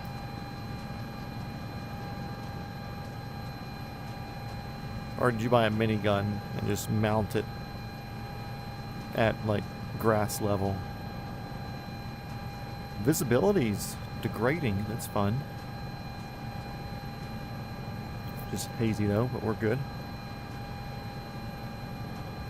We can always go above the haze and instrument into PDK or somewhere if we have to.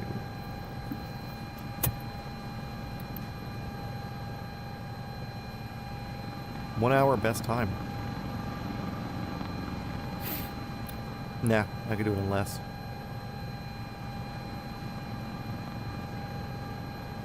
I don't have the right equipment to do it in less, don't get me wrong, but I can do it in less.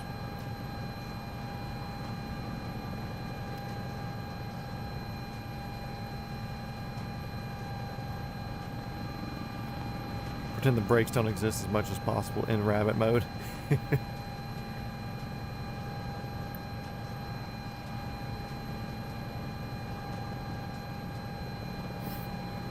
Quick detour. Just gonna fly over the friend's house.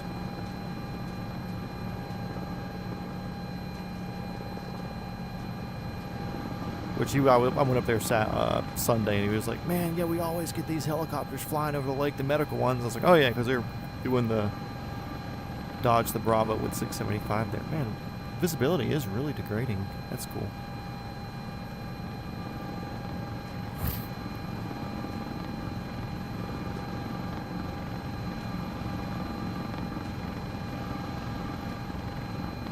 Hello, Mikey. Cool. House buzzed.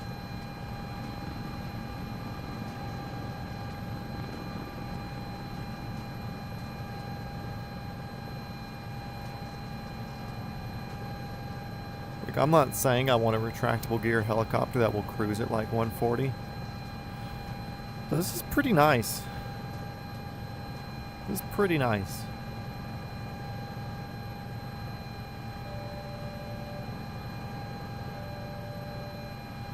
Oh, we're at 200 feet. Yeah, we should be up just a wee bit more. Speedway traffic helicopter 420 Foxtrot Whiskey, 4 miles to the north inbound runway 24 Speedway.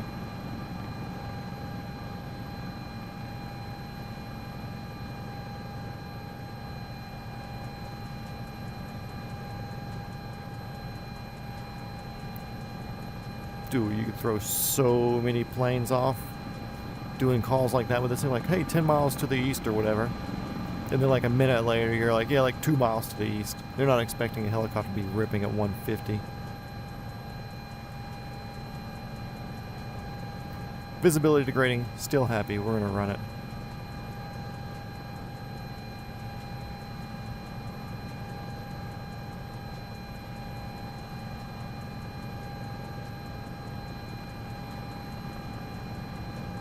Speedway traffic helicopter 420 Foxtrot Whiskey is now 2 miles to the north inbound runway 24 Speedway.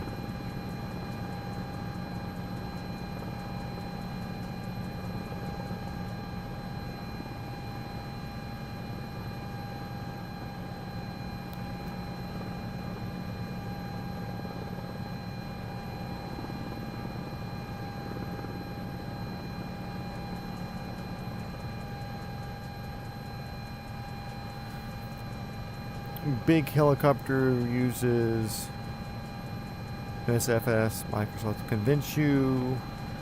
Expensive ones are better than the R-22. It's true. It's all lies. Don't let big helicopter win. Well, I need something bigger than R-22. I'm barely able to take an instructor up with my weight. So, I mean, a 44 at minimum. You know, need a 4-seater. But then I can take guns and ammo and stuff too.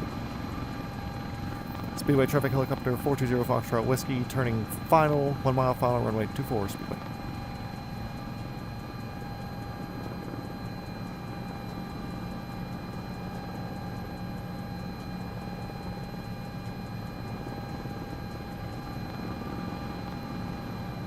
So, do you just not want guns in a helicopter, Sean? Is that where you're at? I figured you'd be cooler than that.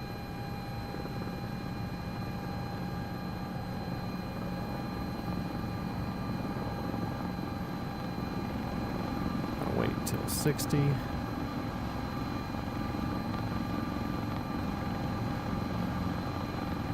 goes the gear.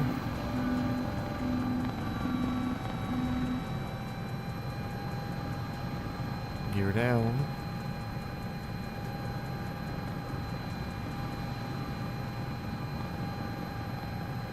Speedway traffic helicopter 420 Foxtrot Whiskey. We're going to sidestep over to Alpha and go directly to the fuel farm Speedway.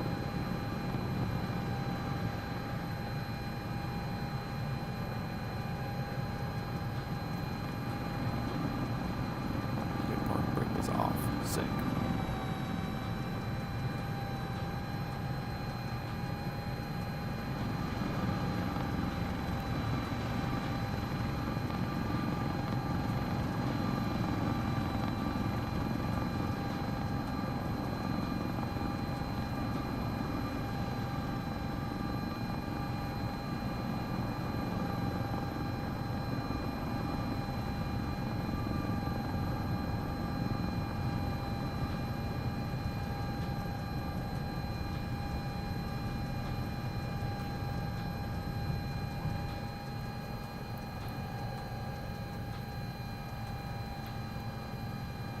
Speedway, traffic helicopter 420 Whiskey, taxiing Alpha 1 to Alpha 4, or Alpha 5 to Alpha 4 for the Fuel Farm Speedway.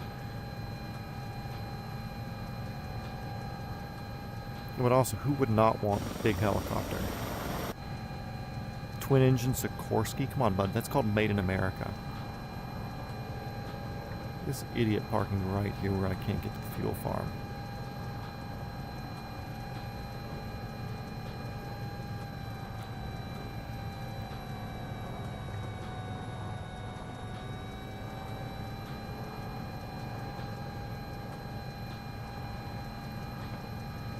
Boop. Roll her down.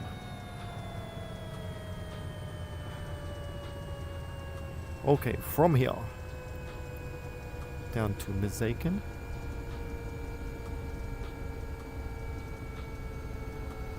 Going up to Macon proper.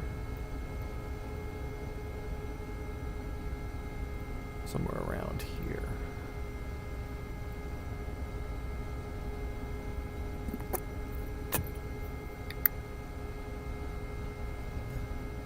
Fuel going up, blue bar up, blue bar up, blue bar up. We'll burn off the weight that we need to. No big deal.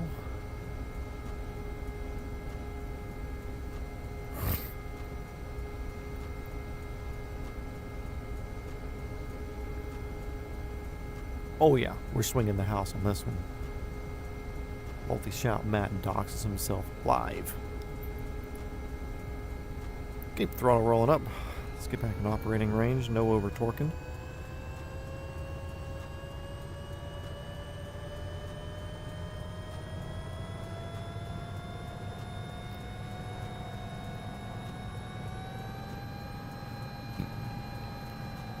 The Speedway traffic helicopter picking up a fuel farm and departing the area direct southeast Speedway.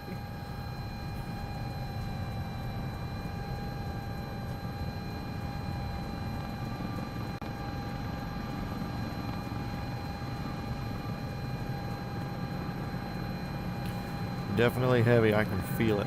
Gear going up.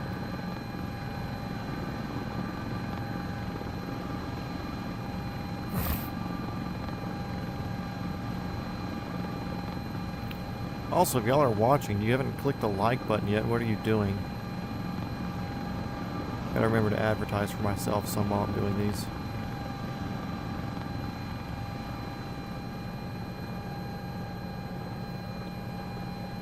Sean, does it look like this outside, or am I crazy?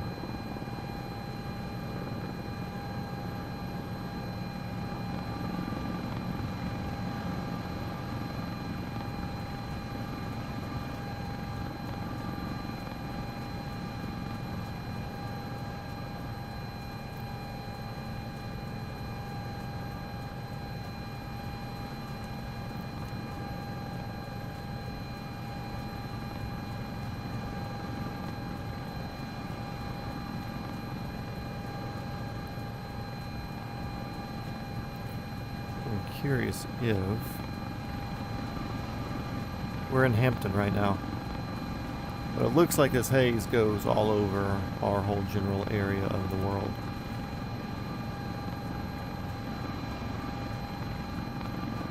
So I'm curious, can I get above this? We're at 1,000 foot per minute climb at it.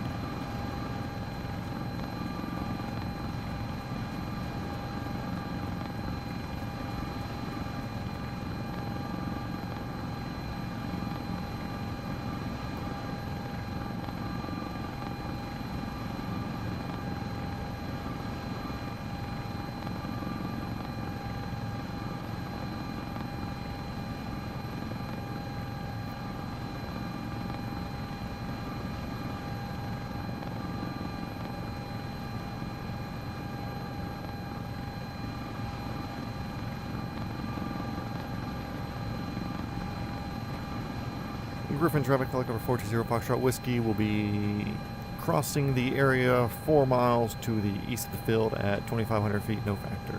Griffin.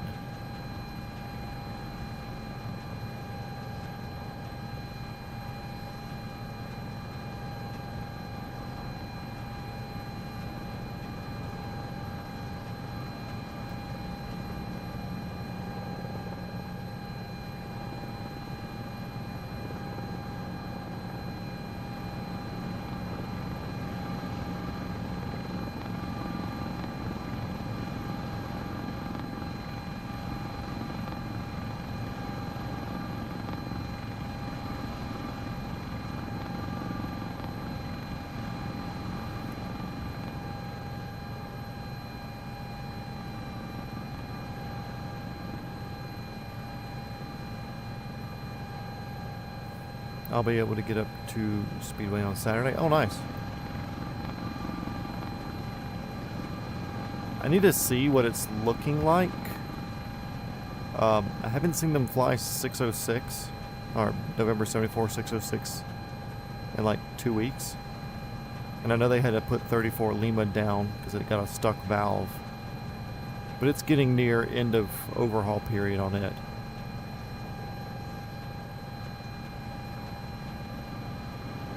But I need to message them and be like, hey, is 606 available? Because if it is, and you're going to be up here and weather's good, I definitely want to take you for a few laps and stuff.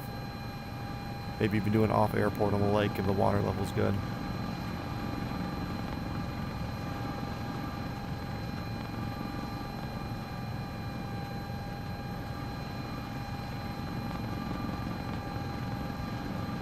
But I'll let you know, I actually planned on texting one of the instructors tomorrow just to see what rentals look like.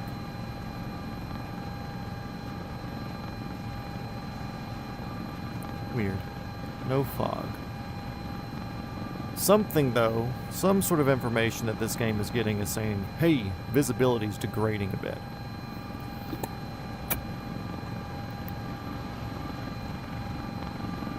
Just a few wispy clouds. Weird. I wonder where they're getting their info from.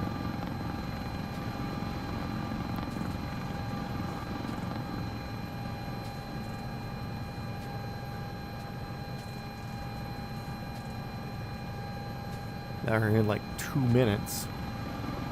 If we're quieted enough in the stream here, we may be able to hear me fly by outside. Because we will be over the hizzy.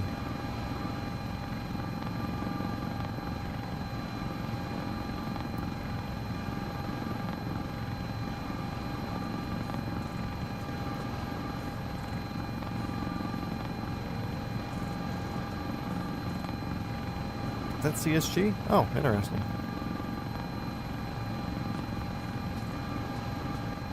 I know 907TH. I think 907TH was down there. But I think it may be getting a maintenance thing also.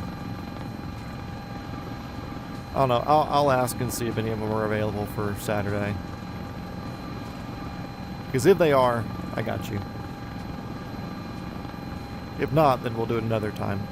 But,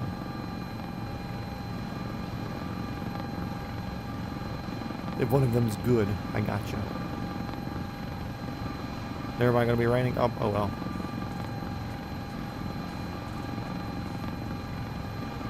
Then another tie.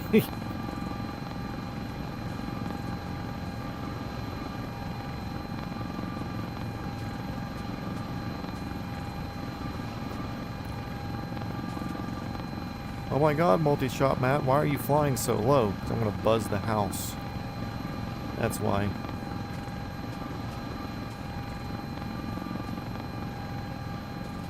Also, there's an unmarked helipad up here. Fun fact. Should be on the map, but it's not. But that right there is a helipad. Not that my house is the Georgia State Penitentiary. It's just, I know where that's at. Because the medical helicopters around here will use that sometimes if there's nowhere for a good pickup.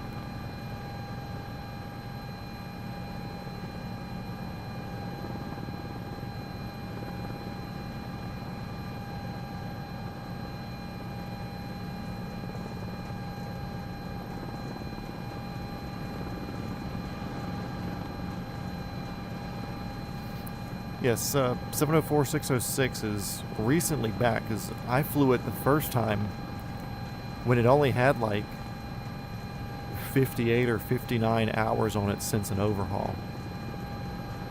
Okay, let's be quiet. We'll see if we can hear me outside.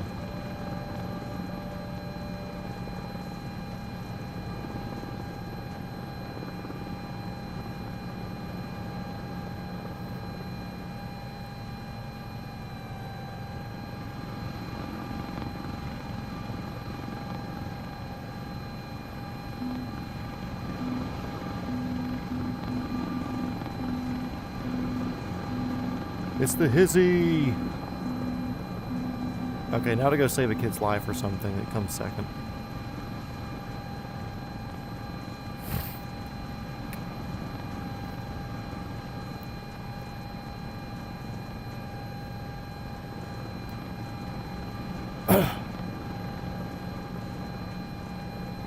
If I had more money, obviously we just do the 44 and we go up in Kilo Foxtrot, but I'm working with what I'm working with here. And really on that, it's like I need a chunk of money because I got to finish up all the 44 up-to-dating and everything. I'm not PIC approved on it yet. Per the SFAR 73.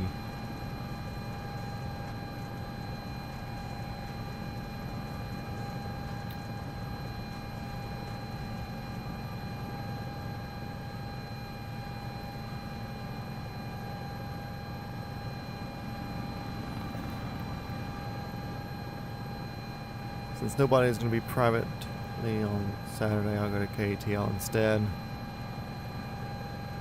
Oh yeah, big planes in the weather would be sick.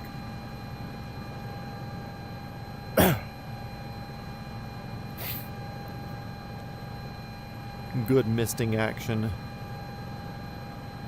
I love when I'm flying somewhere and I'm landing and it's in the rain. Because then I get to see, like, because I'm always sitting near a wing because I want to watch the wing stuff in the engine. But getting to see like reverse thrusters open up and like mist out the area, yeah, love that. Super into that. Used to date a girl who lived in this neighborhood.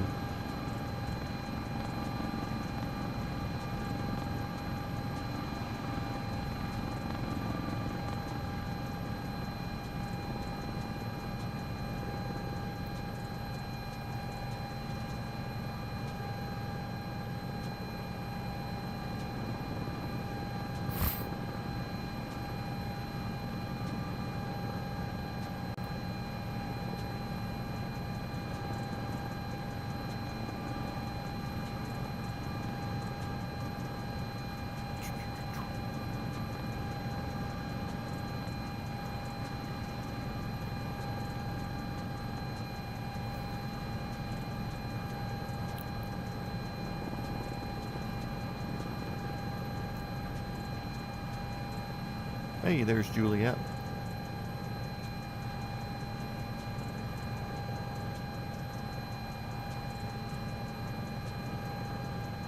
Been wanting to get to ATL on a rainy day anyways.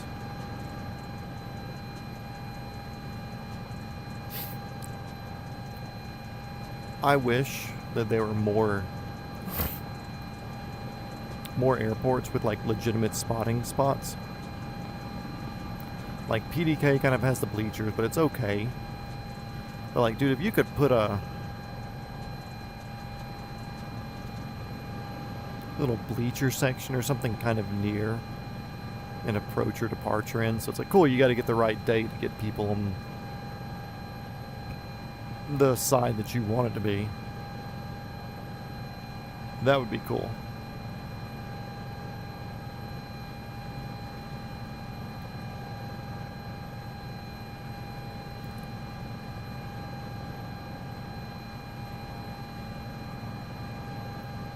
Also, I forgot to set altimeter when we were at Speedway. Whatever.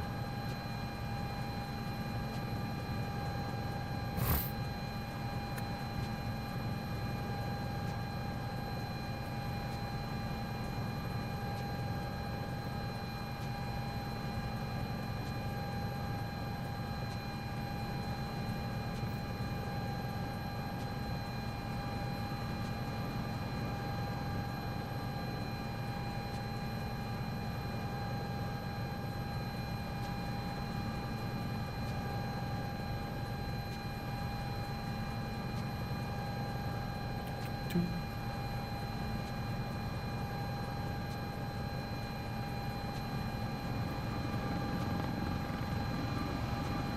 got the 475 split up here. Megan's basically inside. That's all the Bass Road should be. All those lights kind of all over to the 11:30, 12 o'clock position.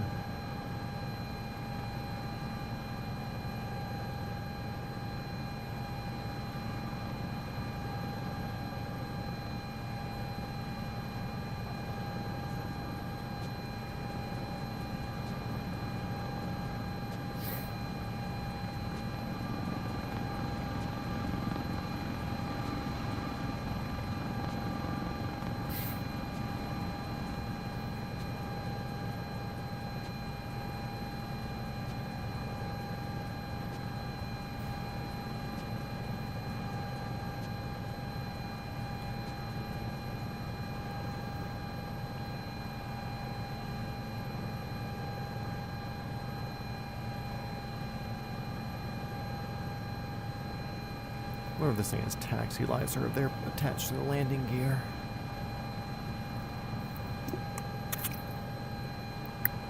Because we will have a darkish landing up here, we need to look out for power poles and stuff.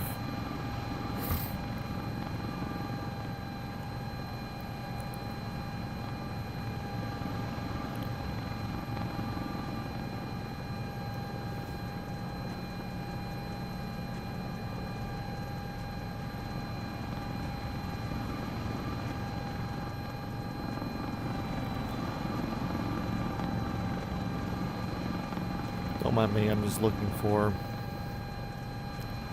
lighting.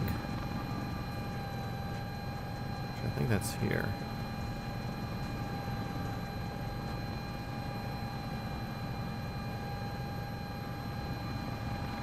Nope.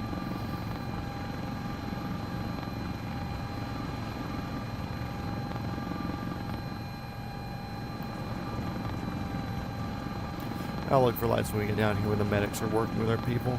I just know I gotta get rid of some of this dashboard brightness.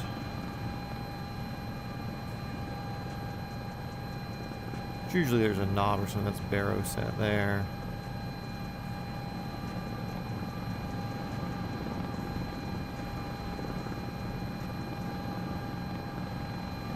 Or interior lights there, but no adjustment for brightness. Annoying.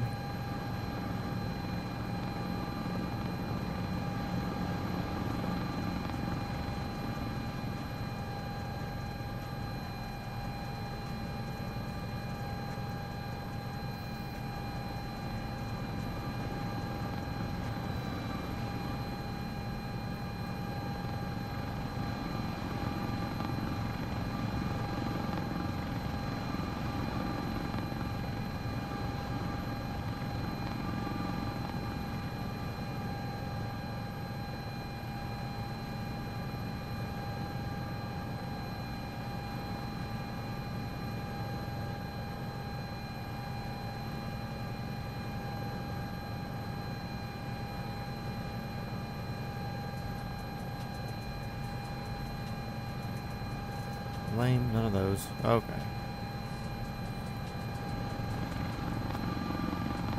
The attention we're getting into Macon. Towers are a thing.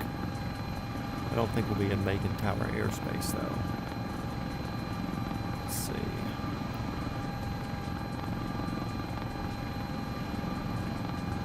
Nope, we'll be out of their airspace.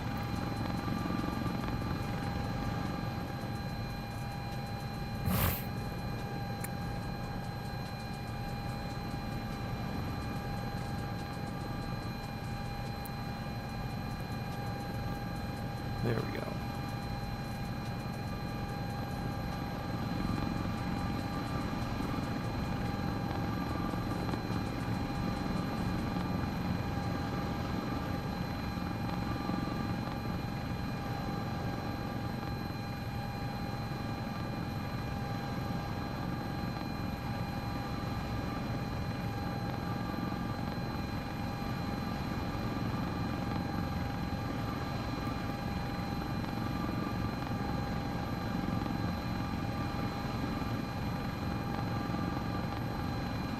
Okay, cool. Interior lights dim down. Much better, much better, much better. We can fly now.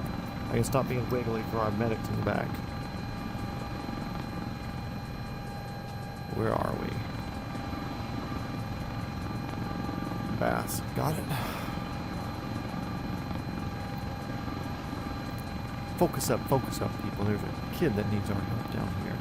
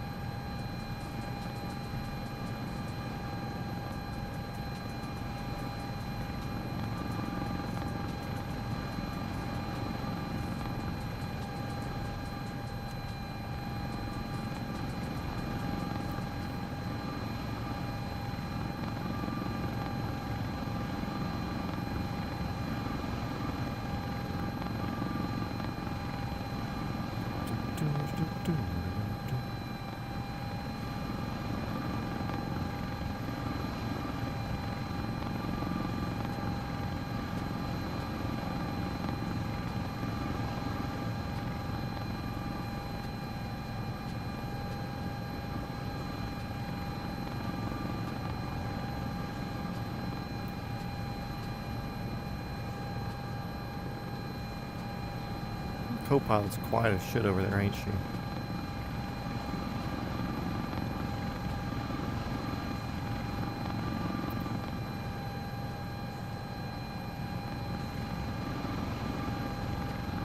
Not the split, but it's a split.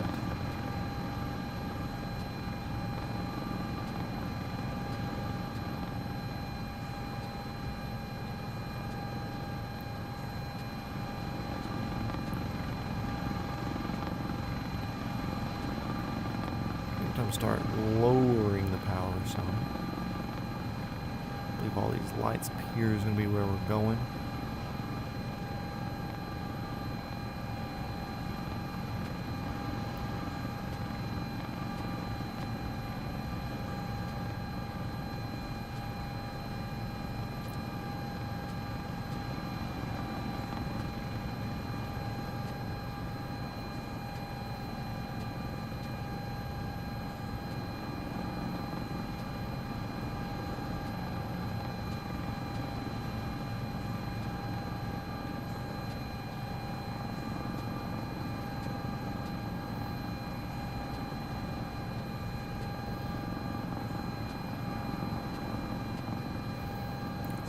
That.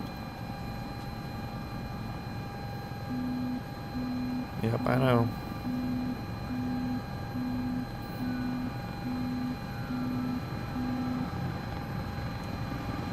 There we go. Taxi lights on, so that will help us in our landing.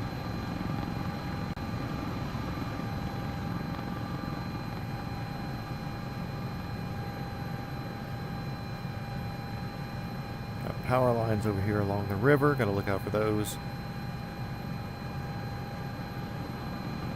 Baseball fields, big parking lot there. Is it baseball season or soccer season? I don't know. I'm going to assume soccer field, as it probably makes more sense.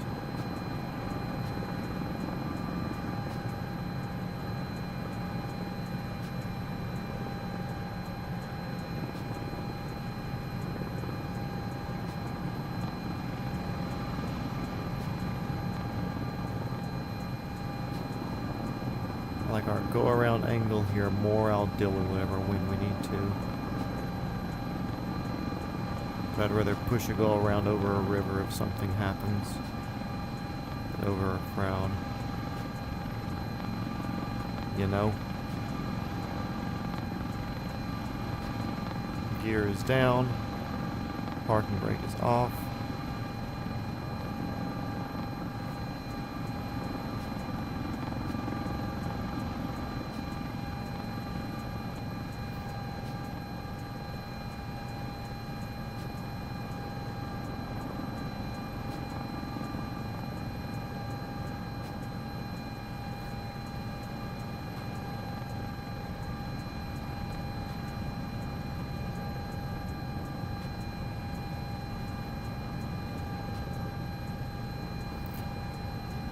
Feed, tool feed, 1 feed, main gear down,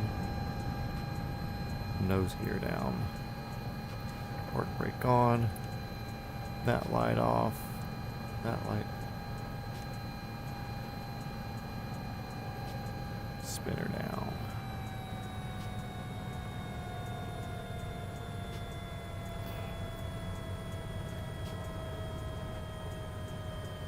Okay, let's see. Gonna check to see if dumb ladies said anything back in the comments yet. Nope, still nothing about ticks. Pour my heart out to you, and yet you don't say anything.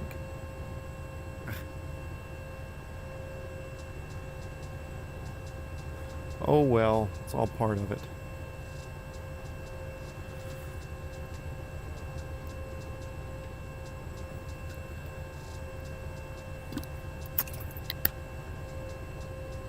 Okay, let's get our map back up. Going back up to Children's Health Care, which is right here. Does that avoid the Bravo? I believe it does. Yep, well clear. No airspaces on the way back. 336 heading. Okay, let's roll that back up. Taxi lights on. Landing light on. It's topped out. Park brake off.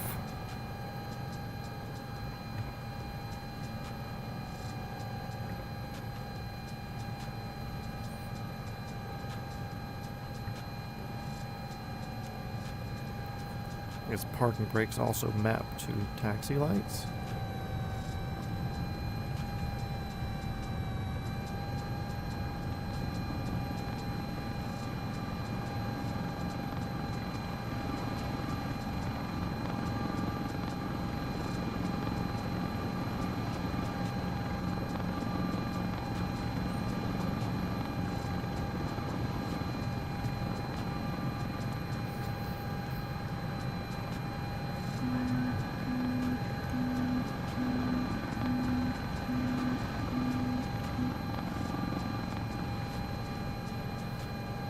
Yeah, once confronted, they shut up. That's for sure.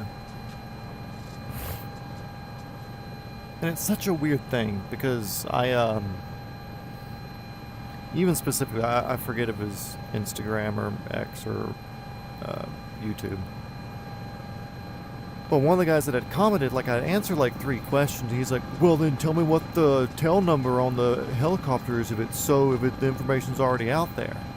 And I was like, 1, tell me where your goalposts are and that you're not going to move them. I don't want to answer a question, then you deny it, or you accept it, but then realize that that's not the answer that you want. And then me have to give you another answer, and then me give you another answer, then me give you another answer. It's like, tell me what your goalposts are. Tell me, if I were to give you this information here, verifiably, now you believe. And he's like, oh, I'm not changing goalpost or anything.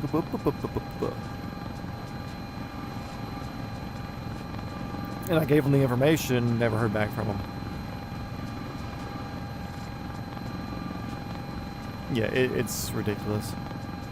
I also see Uncle Ripaskin, 135 ambulance up there.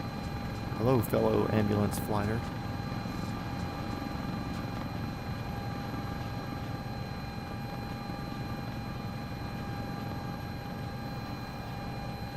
Also, we were like 500 feet there, 1,000 foot above ground, so we should be a little bit higher for our altitude, but whatever. Whatever.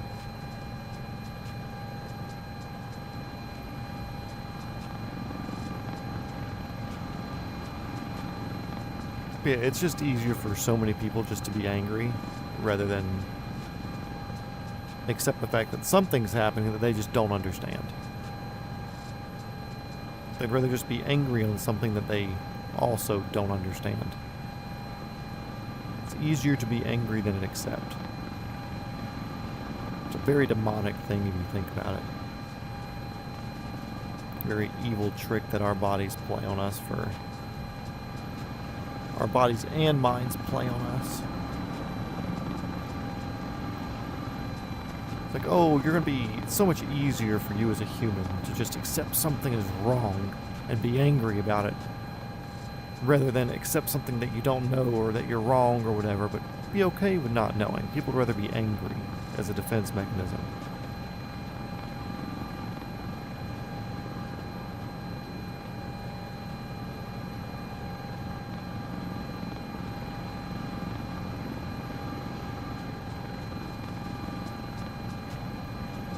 Lake Juliet River.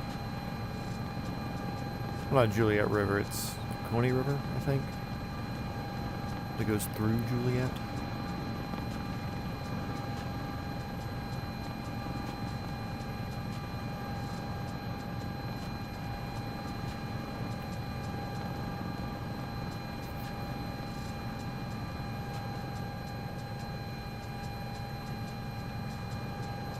Oh, we're always talking philosophy.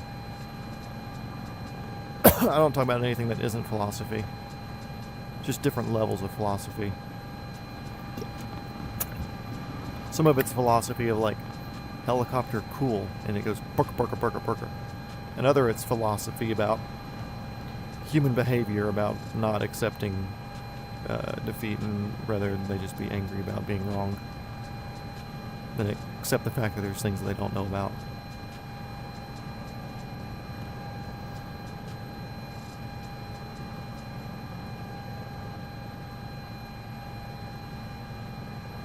Who would have thunk? Multi-shot Matt turns into an online philosopher. And obviously when you're an online philosopher, whatever you say is true.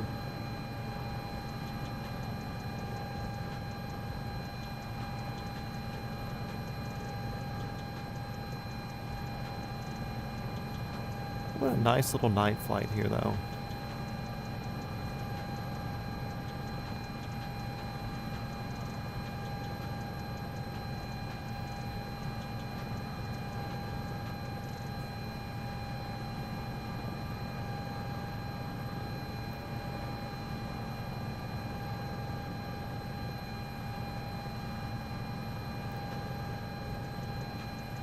Getting to cruise at 150 with all my homies.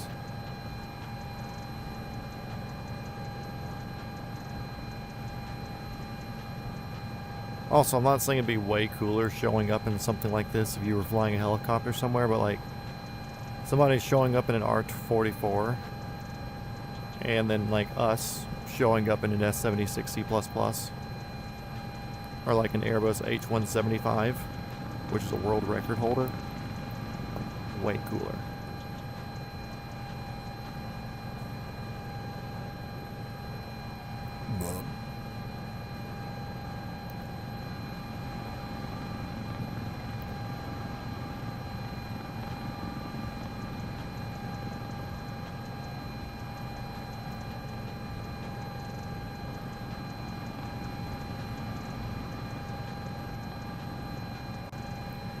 Also, the vertical speed indicator is kind of cool in here. I don't know if I've pointed that out before, but on the far right of that screen there, you see the 2130. There's a blue bar just next to it. That blue bar is an indicator of what our vertical speed is. So if I pull up there, it's 500. And that one line skip there is like 500 for each blue dash, whatever that it takes up. It's just hard to fly and look at that at the same time. But like right here, we're just about 500. There goes 6, 7, 800, 900,000, 1,200, 1,300, 1,500, yeah. So that's the feet per minute indicator. Very neat. Juliet's over there below us. Big old coal power plant. Clean coal, obviously.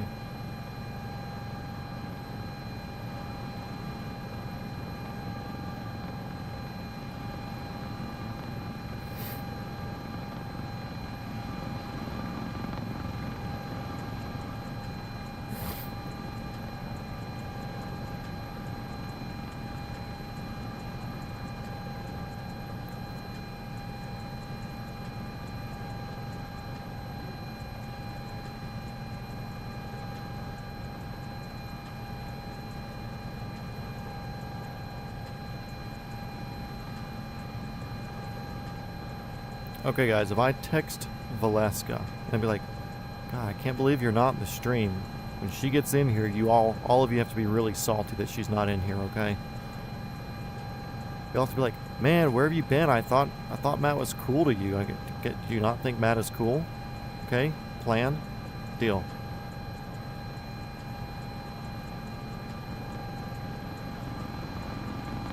I can't believe you're not in the stream, comma, do you not think I'm cool, question mark? Okay, y'all know the rules. Everybody in here who's got typable thumbs, whenever she shows up, you gotta be like, man, why weren't you here? You not like them or something?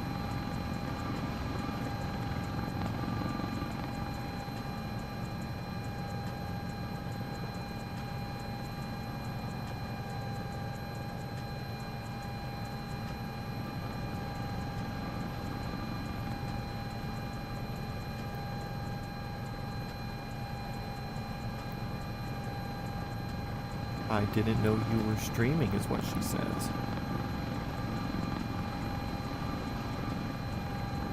Wow, you don't have notifications turned on?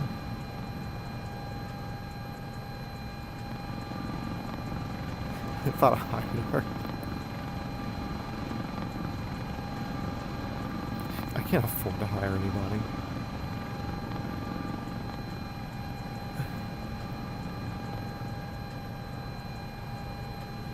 I have been live for like an hour and a half.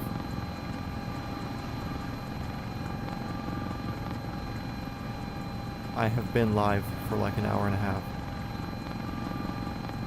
Have been live for like an hour and a half.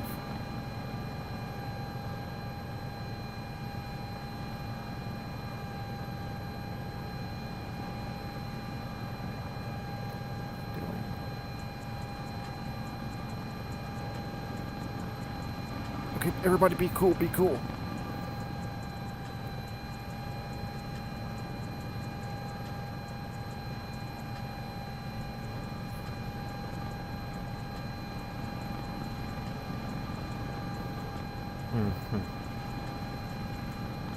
Not replying to my text to you anymore.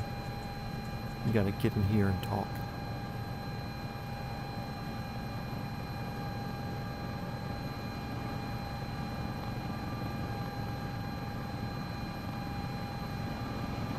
Oh, also, I want to do, what was it, this? Controls.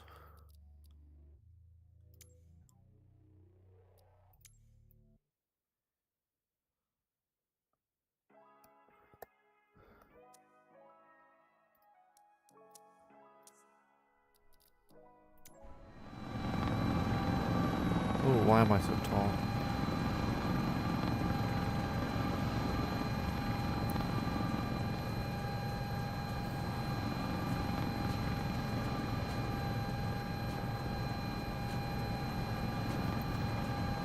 I don't know. He said he was going to send me a picture of blade oil, but he hasn't done it yet. I know I saw you send some.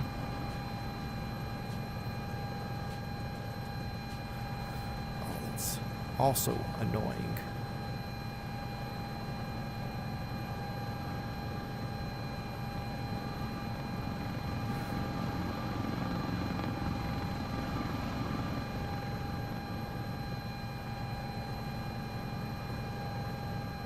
I think we're over Jackson now.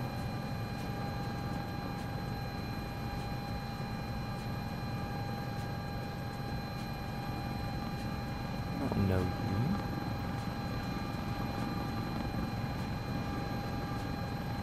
Definitely Jackson, okay. Weird. I'm unfamiliar with that grass strip to the right there. Oh wow, Valeska's here. Mm-hmm.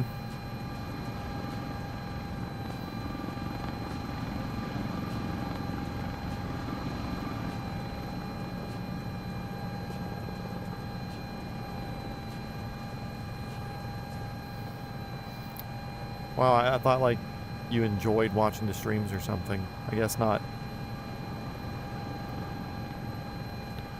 Oh, I really enjoy the streams. Doesn't even put notifications on. Wow.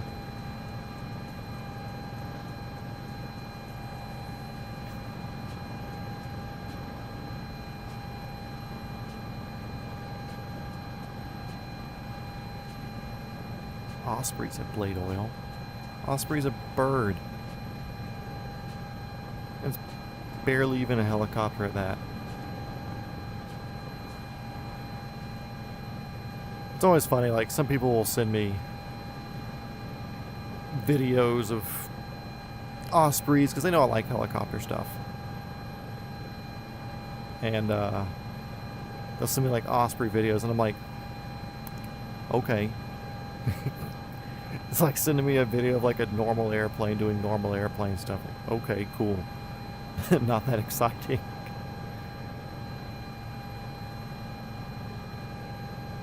You do have notification. Well, doesn't seem like it.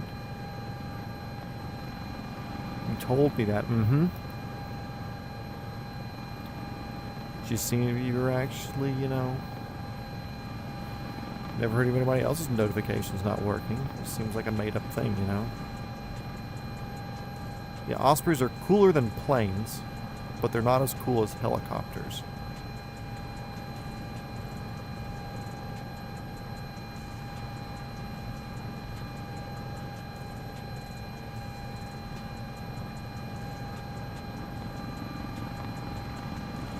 I only get semi-happy.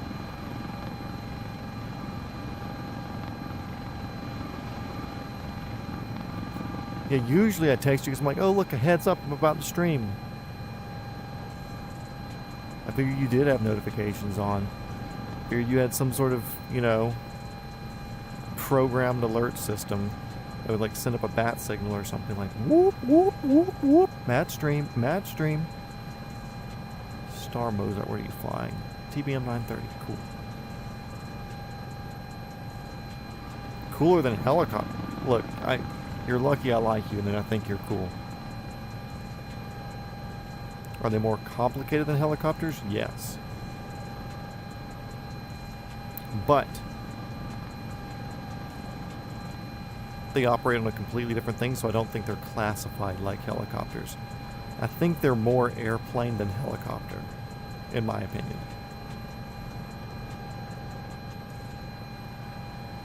We've gone through all the settings multiple times. Wow. Go through all that effort still not to turn on your notifications.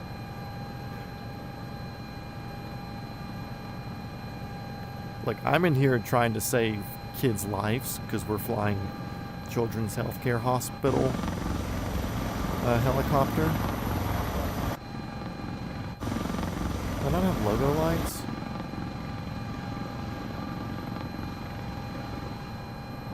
Logo lights are on. Where are we going? Don't do that.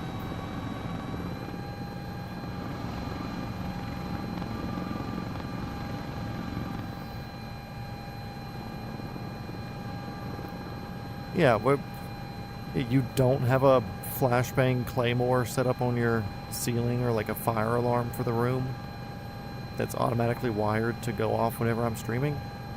That's what all my real fans do.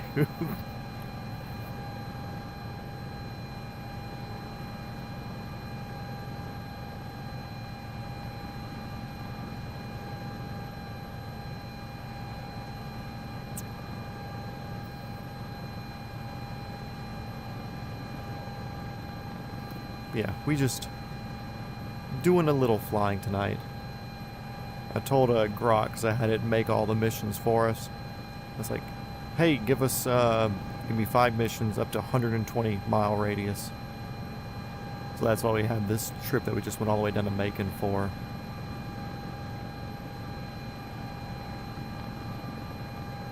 Only worked for the first time. Hard to get resupply. What, you don't make your own flashbangs like everybody else does? You think everybody else has better supply chains or something? No. We all have the same thing.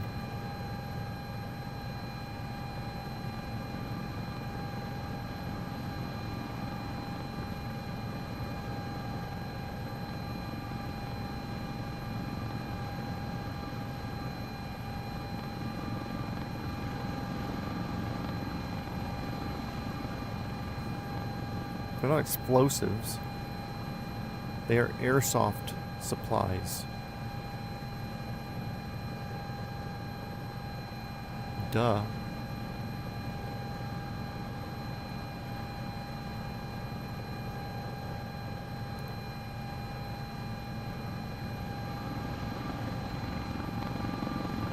Well, you can DIY a lot of stuff, but you can go to like IWA or e-bike or something and they have flashbangs. You can even set up like a 5-banger or something like that. So it's pop, pop, pop, pop, pop, pop, pop. That was 7. But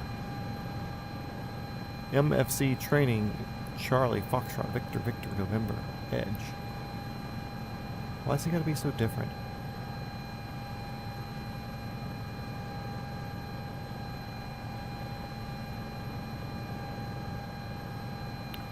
We can lean into this a little bit more. We're only doing 140.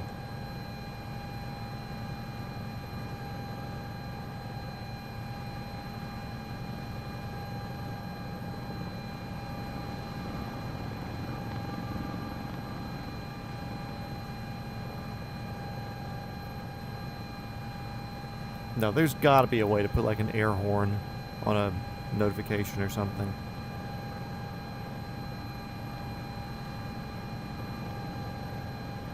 Speaking of which, why haven't I done the IWA course and ordered some yet? Yeah, why haven't you? We're just waiting on you, dude.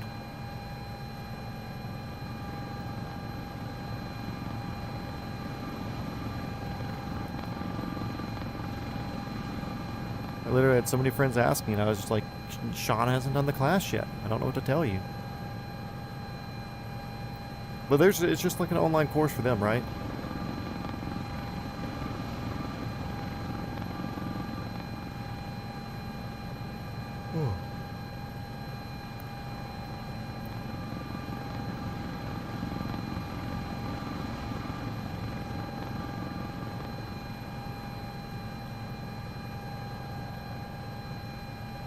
The upstairs neighbors, just move. Easy. Simple solution.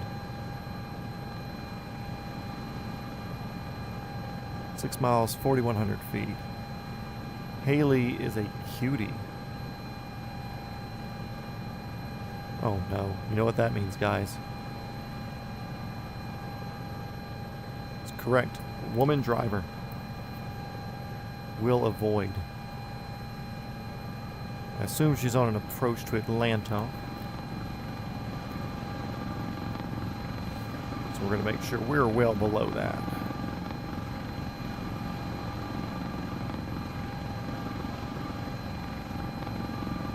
I don't think I've ever been to IWA's website, to be real.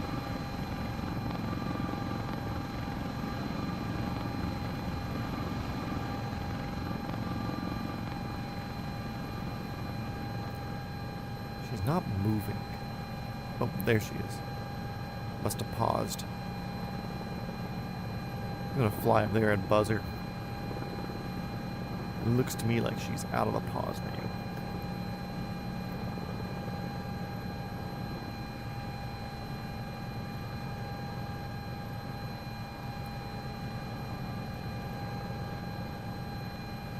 The only go around you've seen was a woman on the radio. You suspect it's an airborne Nissan Altima. Fly with caution.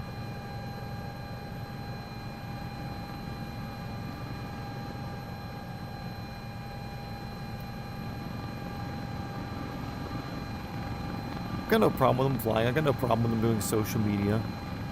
Any of that stuff. I have the problem with that think that they're better just because they're a woman and they did something. That's the annoying mentality. And that goes for anybody. If you think that you're better than anybody else because of whatever reason. Oh, I have followers. Or like, oh, you're just doing... Stop. There are so many that are like that. They're so annoying to like watch online. There was one, this girl was making an approach to something. She's like, Tower, this is whoever, could you turn down the lights for me a little bit? I don't want to be messing with any settings on final approach. Or like, it's like, my instrument panel's a little bright, I don't want to mess with any settings on final approach. Like, you didn't need that explanation. Just be like, hey Tower, could you drop the lights down a little bit for me? Or turn the lights up a little bit for me? AIM, oh, I forgot about AIM days. Man, it's like she didn't have to do like, hey, I got my instruments really bright. Could you like turn the runway lights up some for me? Don't want to make any changes on final approach. Just be like, hey Tower, is it possible to get the lights up a few notches? Easy. I know she had her little camera rolling and then she posted it too. Proud of it. Like, look guys, you can do stuff. It's like, well, you said it in the cuntiest way possible. Hate to tell ya, but...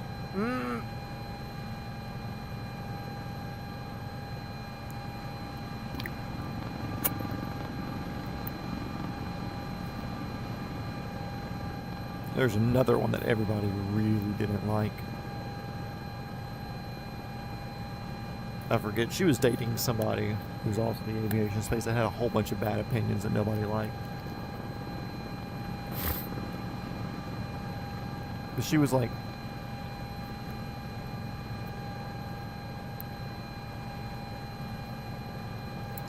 on her downwind. And this one went popular or something. It's all yap. It just tells me they expect less of females. And for the sake of, yeah. Yeah, there's another one where, like, she was flying with her boyfriend or whatever. And, snarky cunt. Snarky fucking cunt. They were coming in for a landing. She was, like, on her downwind where, like, the runway's over there. She'd have to do a 180-degree turn. And this dude is, like,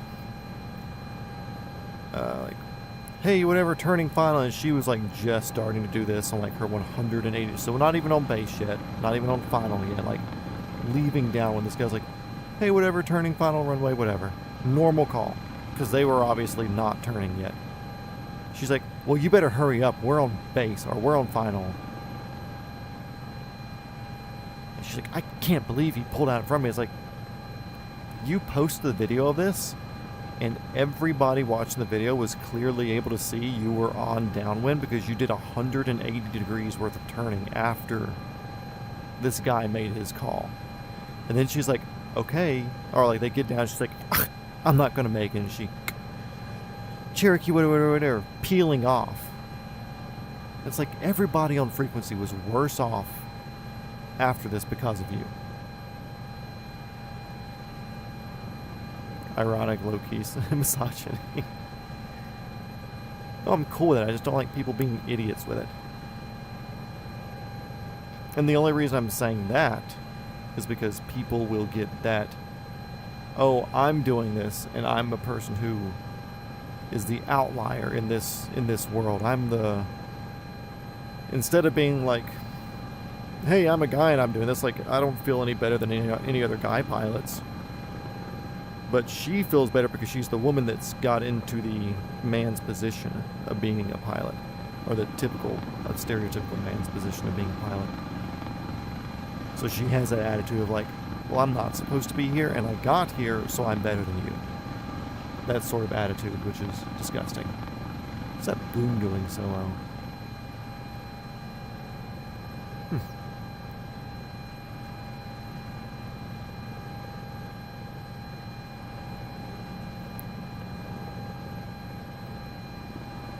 Women's class in motorsports you refuse to compete in. Yeah, at that point, like there's no reason for women's class of motorsports.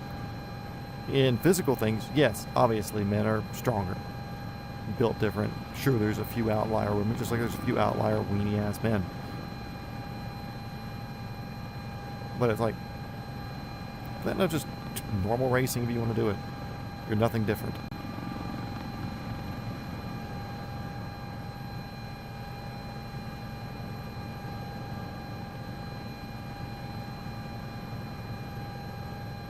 Yeah, it's the I can do anything you can do attitude that's the annoying part. It's cool, do it. I don't care that you're doing it. You're just like everybody else is doing it.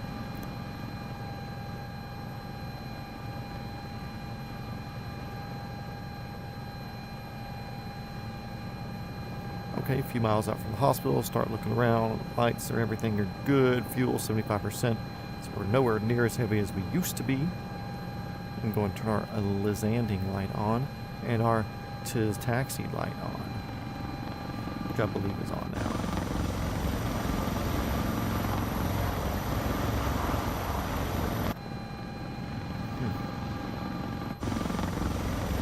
Wrong way.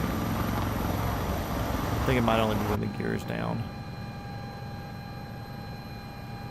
That sucks my vision away right now, so we'll do that in a bit.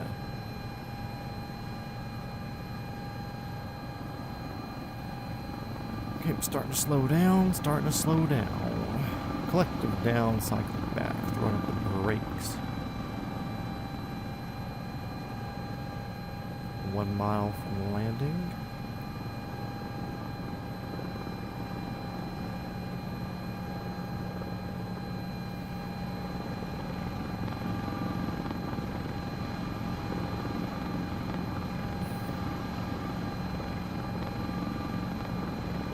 Pad's looking juicy.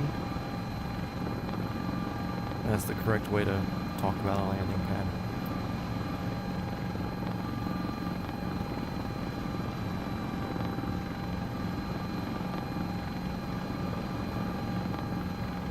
more slowdown, please. Drop the landing gear. Okay, taxi lights are on. So I can turn those off with a...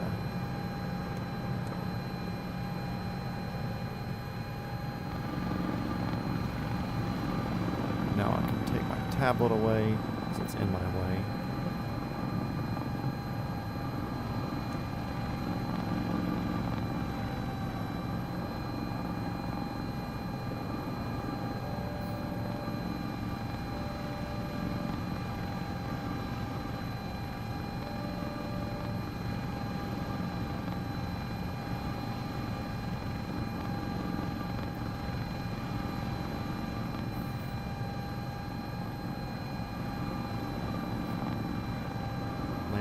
Down.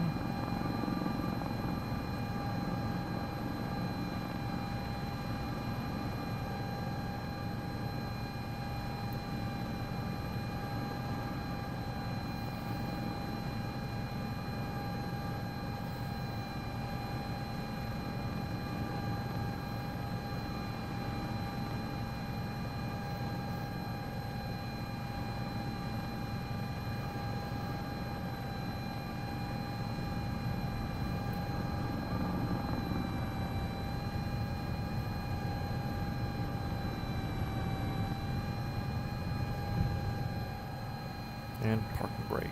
That light can go off. Okay, roller down.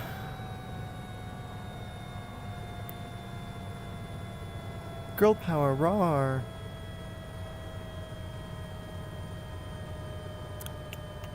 Don't clip that.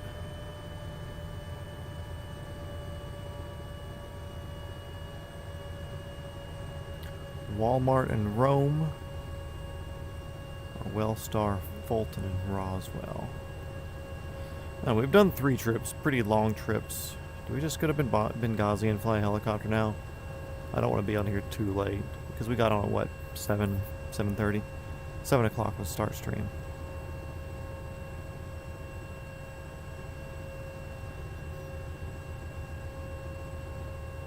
Is that me, Rome? I believe. Yep. Walmart in Rome is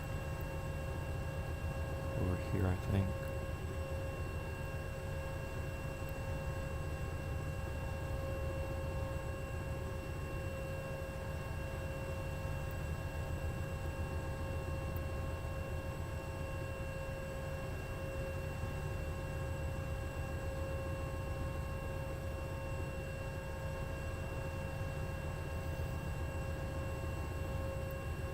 It's got to be over here.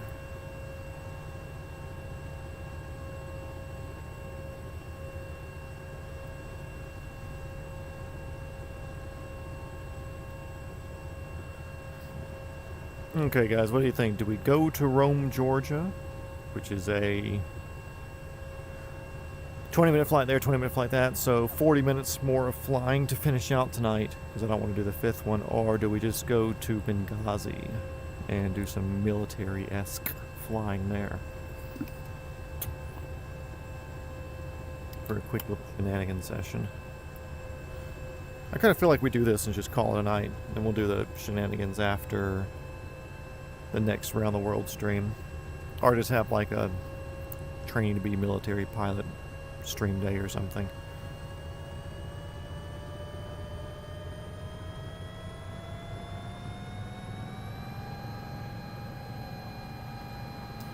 Yeah, I'd say we finish this. Finish strong.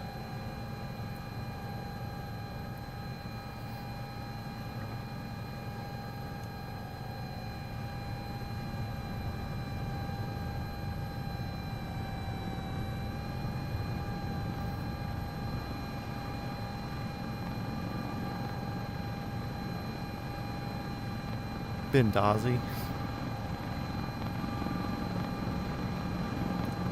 I feel like we've set a standard for shenanigans after a Round the World stream, but we've yet to do shenanigans after one of these streams.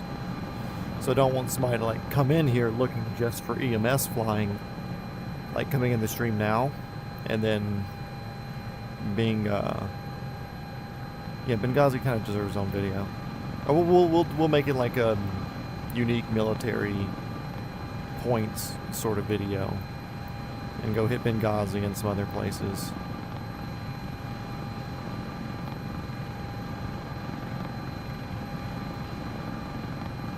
But yeah, I feel like if somebody's looking to do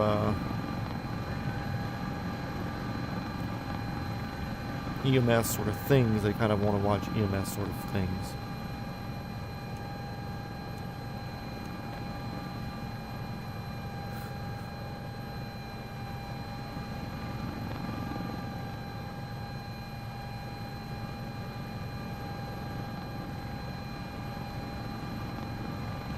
Trim fix, the little left pedal, there we go.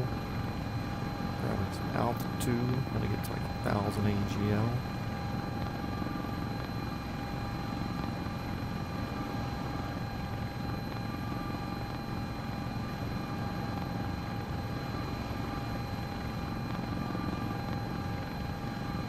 Kennesaw Mountain right over here on the left.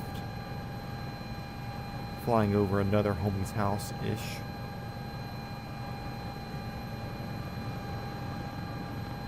Also, I was working on the car today.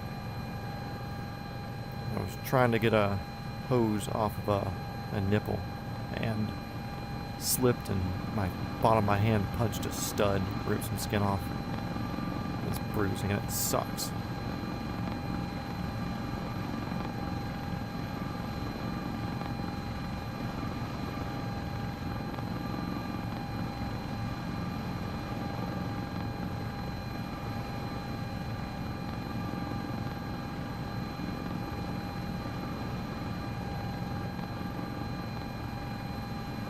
Is that visible?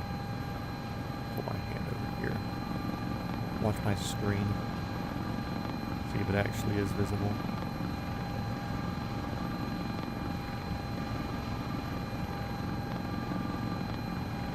Come on, stream, catch up. Yeah.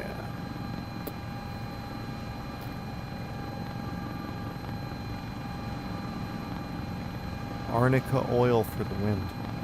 What? I don't speak. I don't know what language it is, but I don't speak it.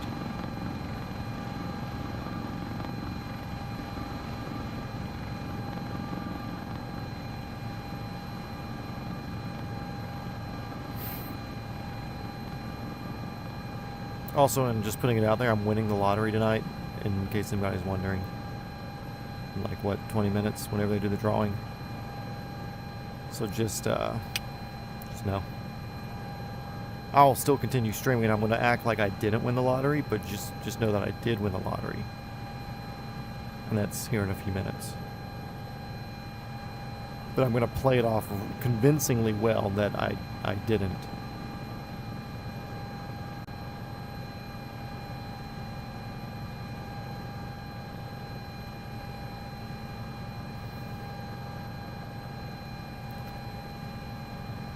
Also, we're technically in a Class Delta right now, but I don't care.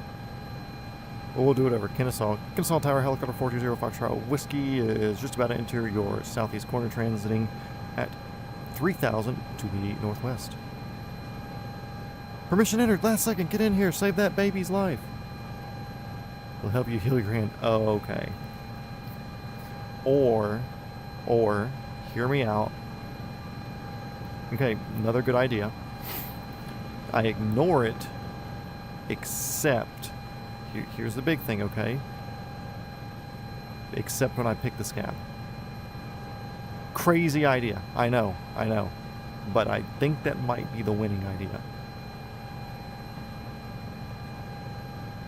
Yeah, I was thinking American oil. I was like, that's what we're flying overseas and doing military stuff? Oh yeah, American oil.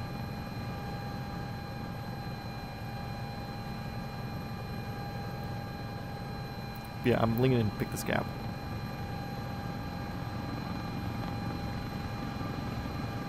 Miracle. Yeah, like that.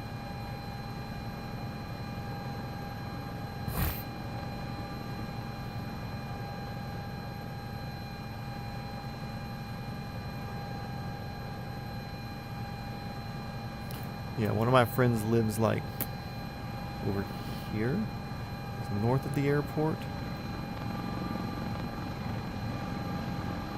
I don't think he's this far up, is he? I'm not gonna dox him, but I know he's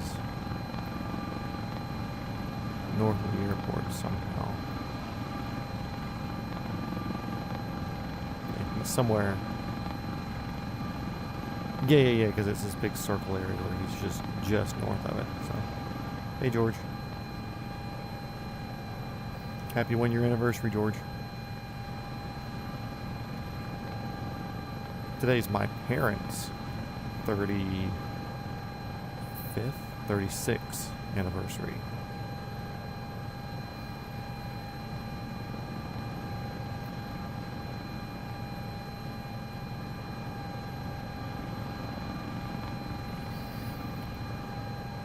See power plant up here, kind of in the direction that we're going. 25 miles, 29 miles. Yeah, 29.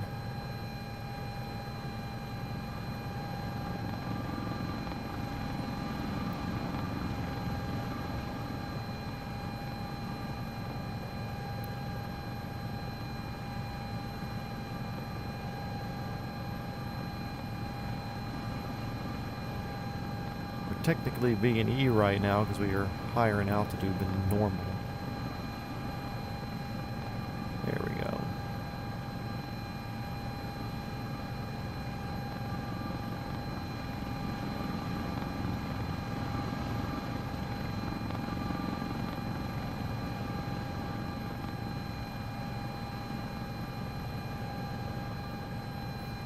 Oh yeah, you stealing all of Amazon's supply of oil. Amazon Basics oil, because you know that's the good stuff.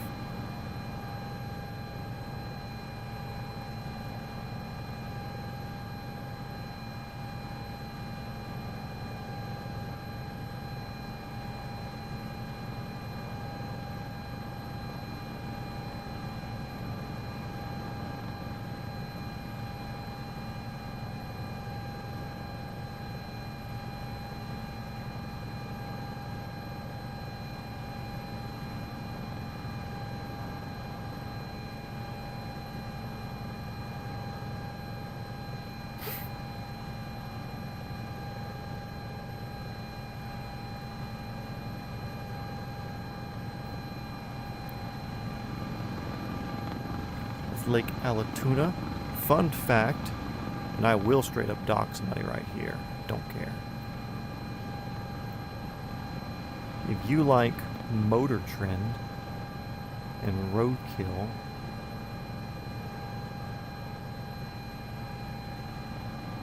this neighborhood,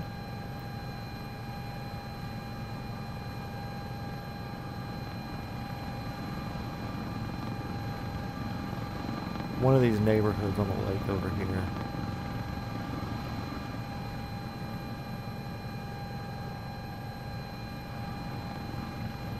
I swore it was that one. Is where Mike Finnegan lives from Roadkill on Motor Trend.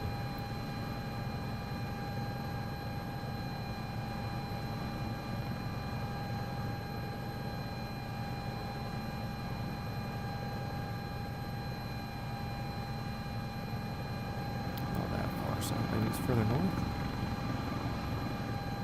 I don't know, one of these neighborhoods on the lake where Finnegan resides.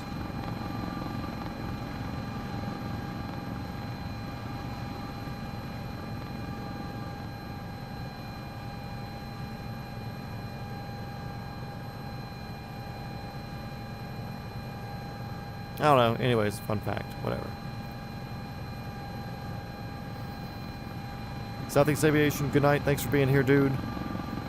Good luck tomorrow. And, I don't know, I'll try to be on tomorrow morning sometime, so. I know we won't be here, but if I am, cool. If not, no, whatever. Anyways, adios. See ya!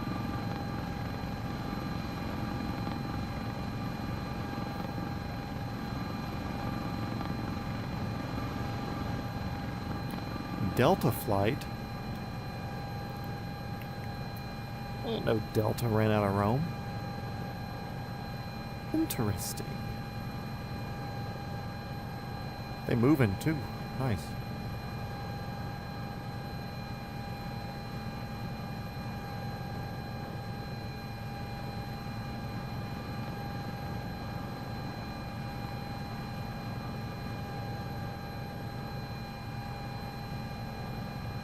Valvoline Max Life.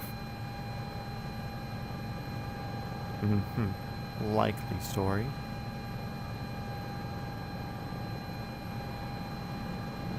Cartersville Airport right there, I believe.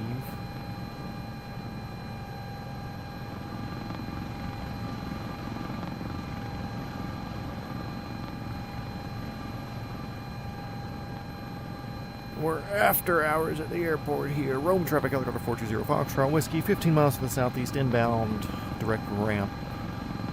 Our inbound to airspace will be landing at the Walmart in town for an evac. Rome traffic.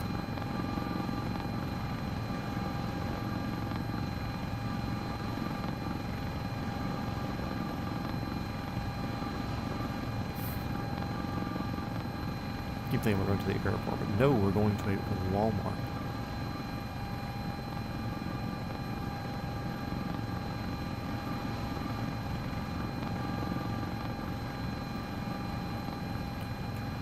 What is today? Tuesday? Yeah.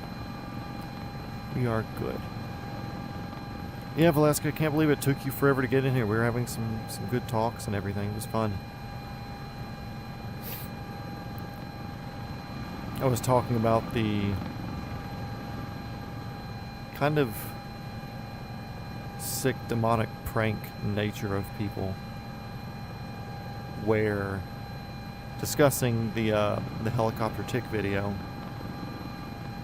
where they would rather not know anything about what's going on and be extremely angry rather than know just an itty witty whittle bitty bit of information and be happy that it's not happening.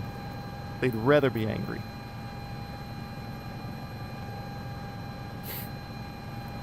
Like, that's a thing with so many things. It's you want to be. It's a bit of like the Dunning-Kruger effect a bit as well. But really it's you'd rather be completely uneducated or falsely educated and be in a much worse mood and be angry.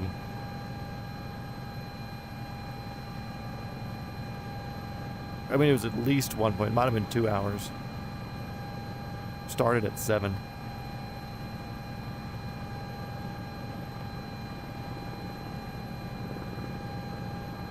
Yeah, people would rather be so littly educated and be angry rather than accept a little bit of real education that makes way more sense and be wrong.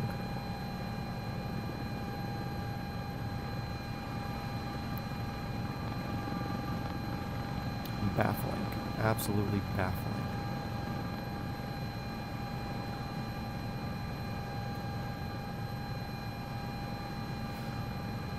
Rome traffic, helicopter 420 Foxtrot Whiskey. Live flight is 10 miles to the southeast, inbound to the Walmart in town for an evac. Rome.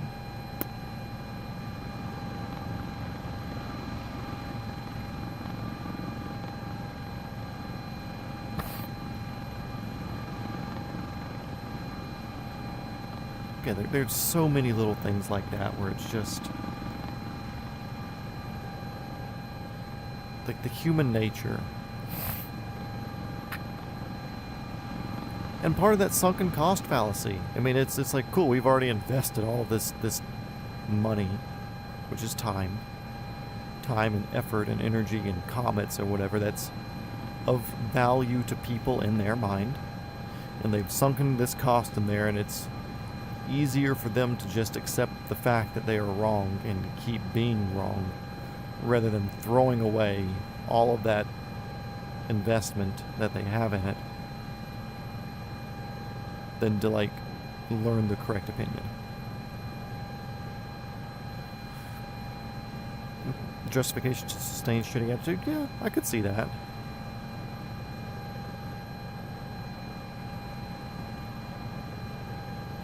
I feel like some people don't have shitty attitudes. But it could definitely be something for a lot of them. And choose ignorance and cling to their cognitive dissonance like it's a cognitive codependence relationship. Mm-hmm. There's so many things that people can work on that they just refuse to. It's me, it's who I am, but you're made to be better. You can change. Every one of us can change. Let's see, as we're here on 5 Mile Approach, let's see if anybody's re-commented on it. Nope, nobody's added any comments to the thing. On YouTube at least. Okay, we've contacted the fire department down here. They have the parking lot blocked off for us, so we will be good to get in there. Yeah, I welcome and invite correction. If somebody wants to show me a video of them dropping a ticket, it's like, okay, cool, sick, I know who the company is, and now I can go straight to the company and complain.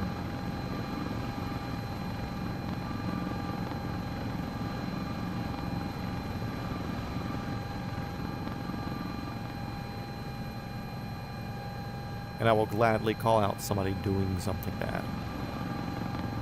Did you watch the Screwfly video? By the way, after this is over, text me and remind me to send you a link to the Fly video.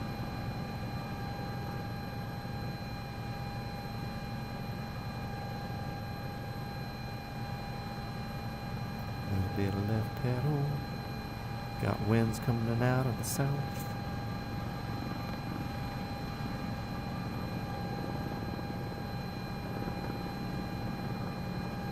Miles away, we're going to go ahead and dump the collective.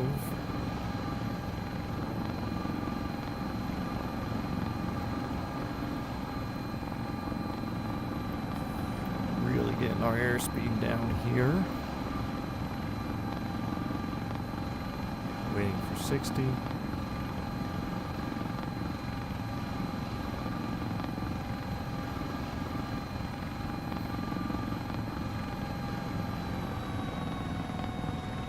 I didn't ask too much from me, jeez.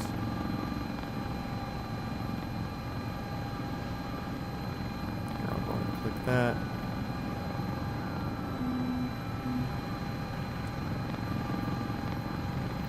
Landing lights on.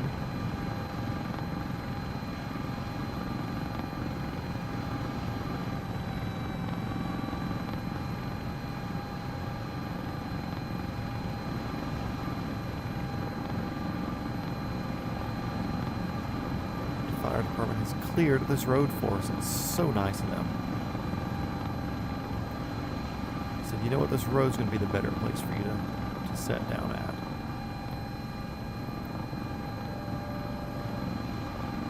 Landing gear is down. Parking brake is off.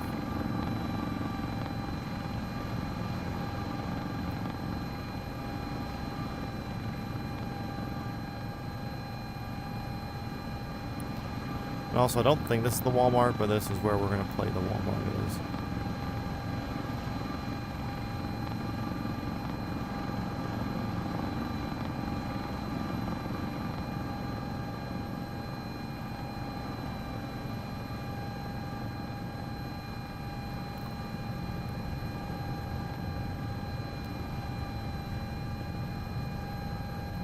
Center of the road, give us enough blade room everywhere. Cool. Stopping there. That light off, roll down to idle.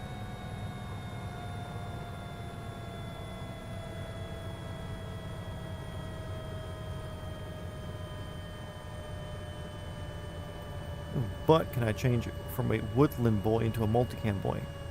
No, you stay woodland boy. Woodland's the correct boy. Ooh, and we can do this. We can go whip.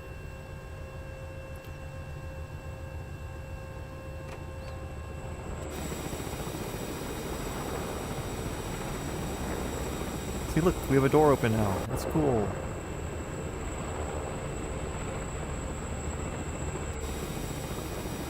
We're loading the person in.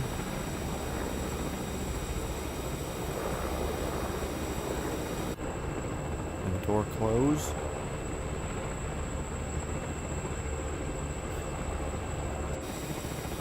Door's not closed.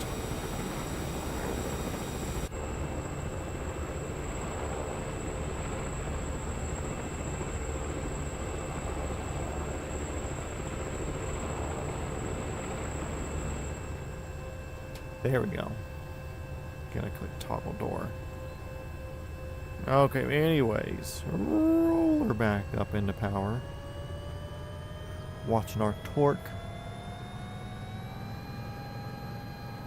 Real fast. Okay, cool. Good. What are you on for? No reason.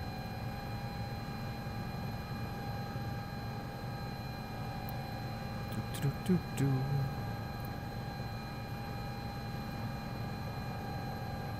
Head back to Children's Hospital, then back to PDK to park it for the night.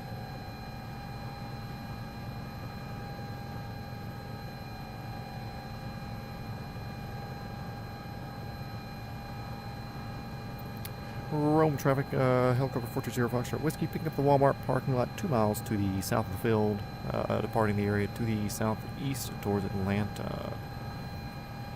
We have our parking brake, turn our light on there.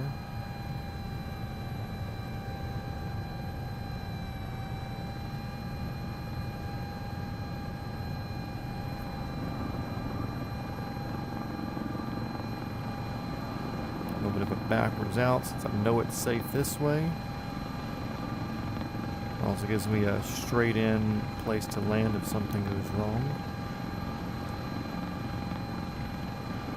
I'm going to turn my out light off. Now that we're up here.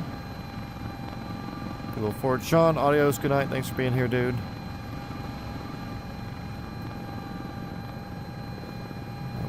Here and moving, we can do landing here, up.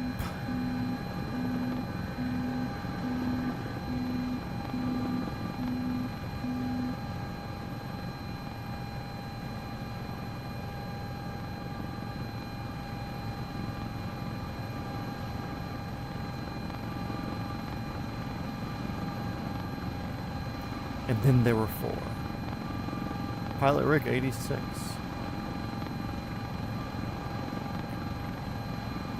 Here's a guy who follows, like Pilot Rick Saw, his last name's Saw.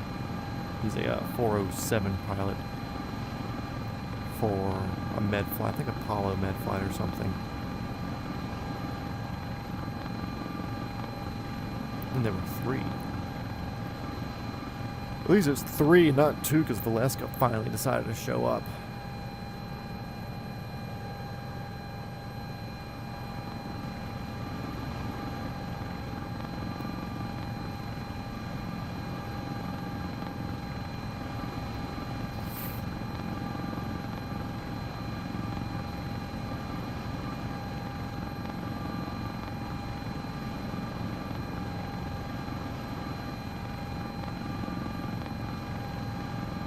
This one is flying over me pretty quick.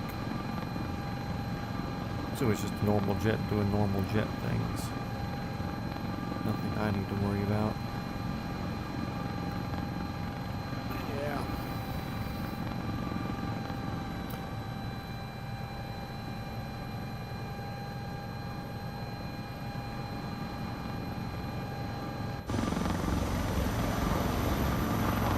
Can't even see him.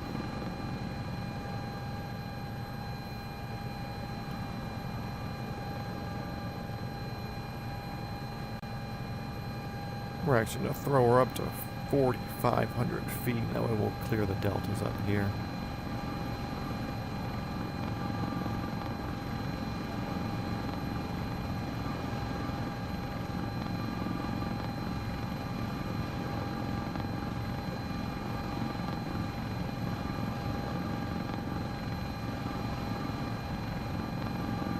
Maintaining 140-ish knots while climbing at 1,200 feet per minute. Thank you. What a machine.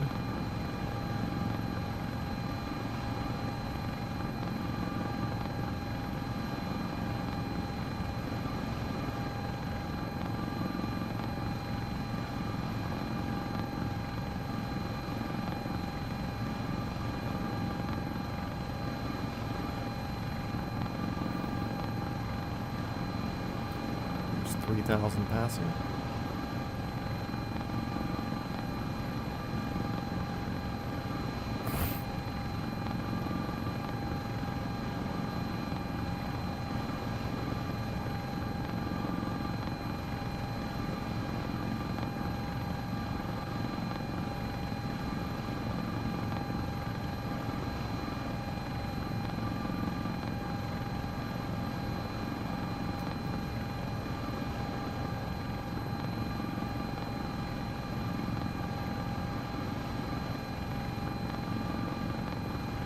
See the Delta area coming up, and I can't see the Delta, but I can see the airport that runs the Delta. So, Delta, not the airline, Delta the airspace, Class D. From the surface to about 4,000 feet is typically what it is. That's what we're going to play it as. If I'm overflying, though, I do need to have ADS-B out, which I do. Squawking 12 for VFR. Okay, there's 4,000 feet. No need to worry about the Delta no more. Can lean into it now. Speed up from 124 back up to 140.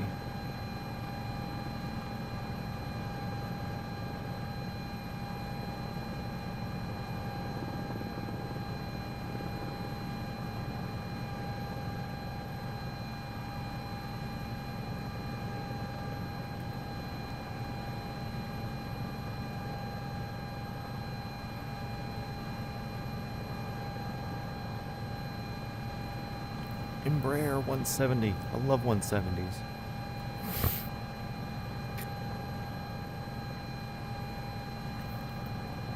Now we're going too fast. So we'll pull some speed out of that.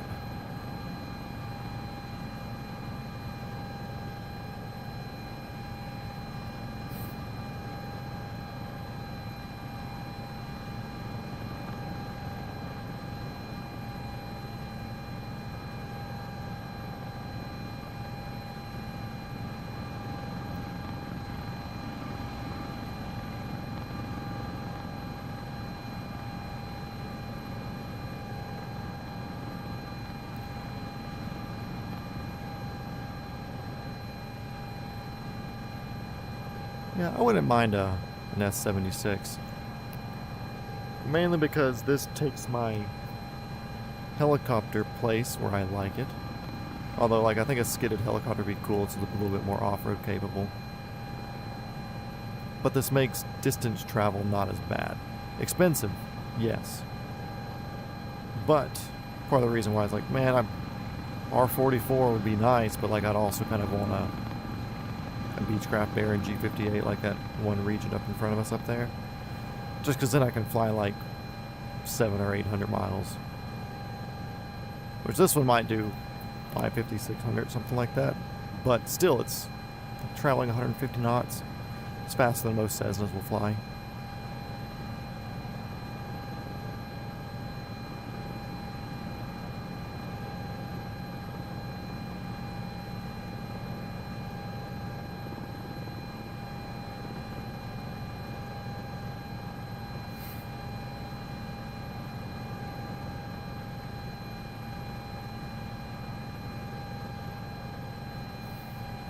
.29 miles. Seems further, but we're doing 140, so 12 minutes.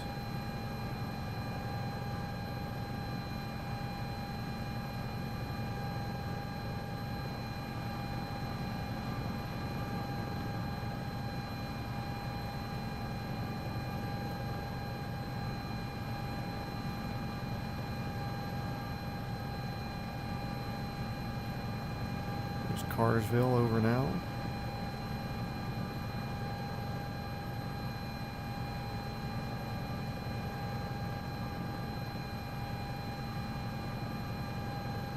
Red Top Mountain.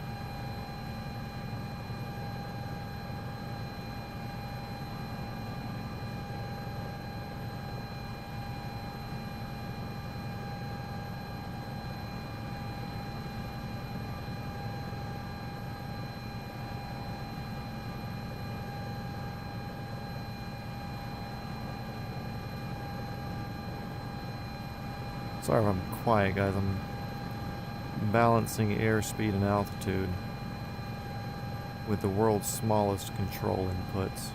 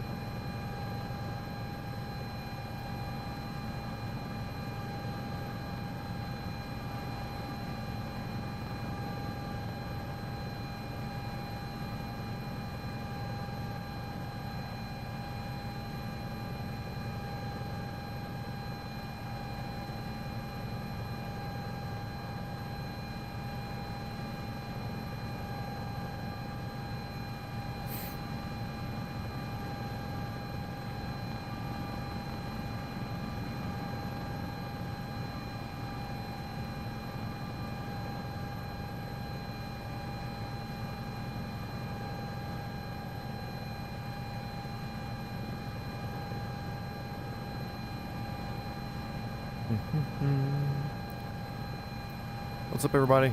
Flying southeast from Rome to Atlanta, Georgia. See a handful of people in here watching now. Final leg for the night. So we'll land, drop off the patient, head back to base, set down, call her a night. Nothing too crazy.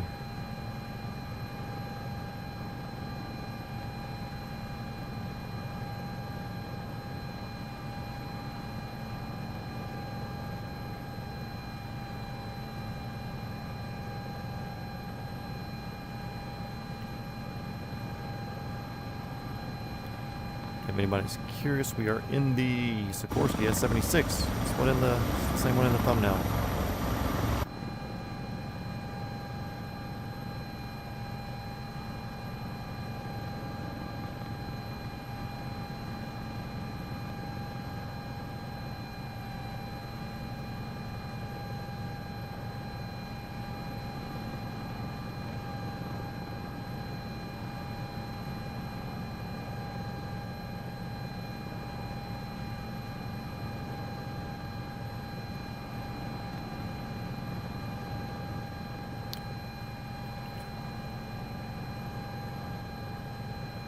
Man, sometimes I wish I was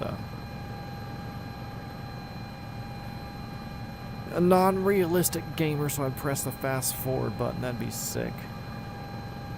Great April, where are you flying? 737, 321, Delta Airlines 370, Delta Tango. I don't know what that is. ATR up there, that's cool.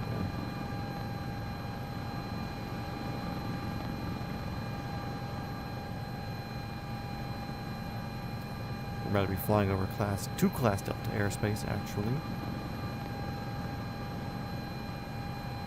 But they should be no factor, because we are too high for them to care about us. I say as I enter a quick, shallow descent.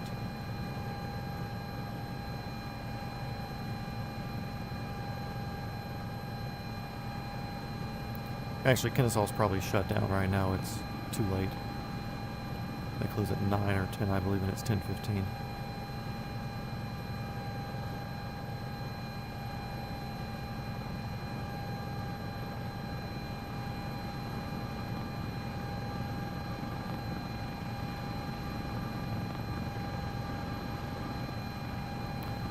And after we clear these deltas, we'll begin a descent. That way we get to Children's Healthcare of Atlanta to drop off this sick baby.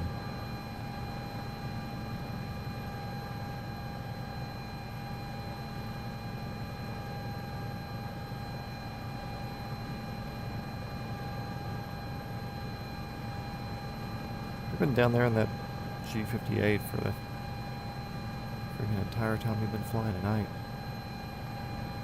Doing nothing.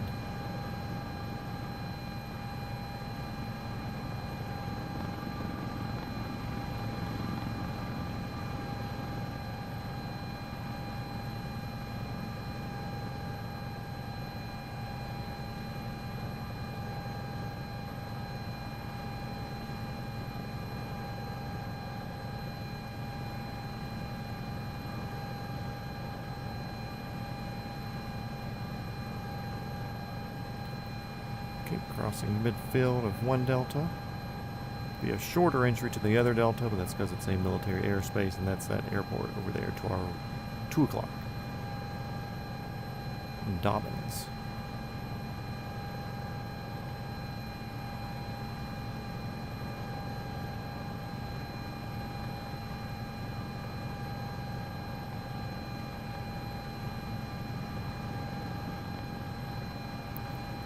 Lufthansa.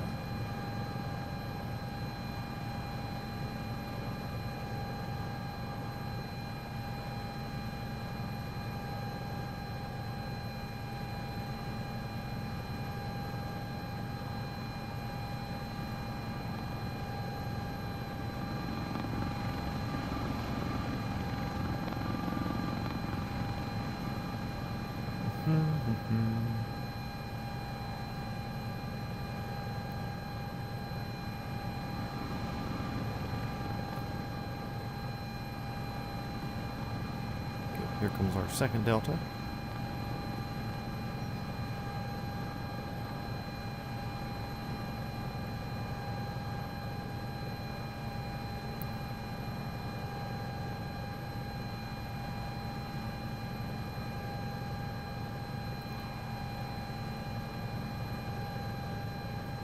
And we are still over it, so no big deal.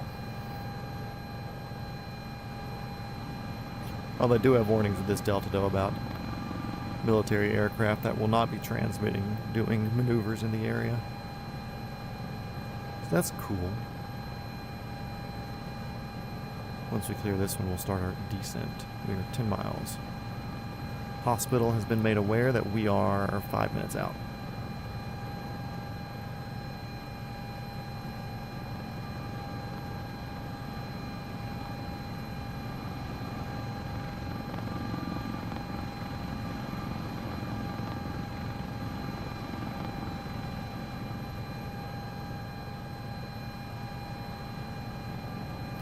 Actually, I'm interested. Starting a timer. Let's see how close to 5 minutes out we actually are. We're less than 5 minutes out arrival time, but approach and landing time will cut that. So we're really like 4 minutes out arrival, but got to clear the delta, circle down a little bit.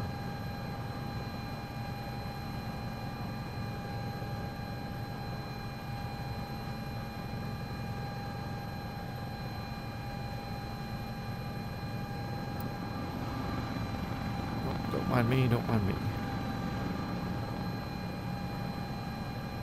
Just itching our little feet for a minute.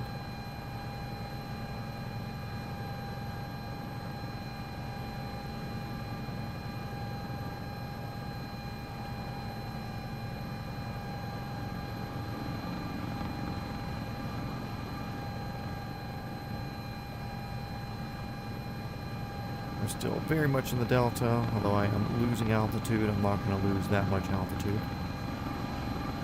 Still very much above the delta, not in the delta.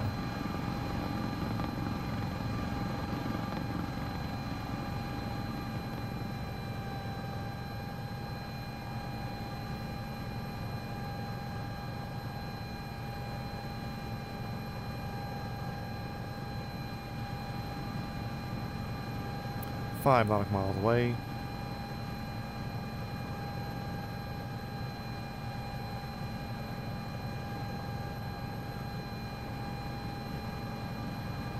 Hello, Delta. Where are you in? Oh, there you are.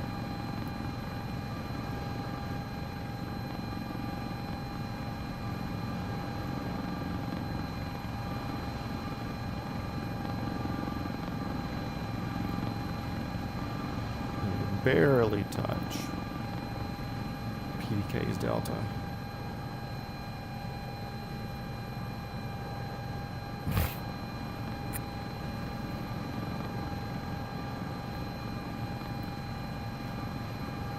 Peachtree Tower, helicopter 420 Foxtrot Whiskey is 6 miles to your northwest, 4,500 feet descending to Children's Healthcare. Peachtree. We will have permission then from them. We need to dump our altitude now. Would have been smarter to just fly through this delta. That way we don't have to kill all this altitude. But we're being goofy goobers here as we have a child's life hanging in the balance behind me. And now we're basically auto-rotating.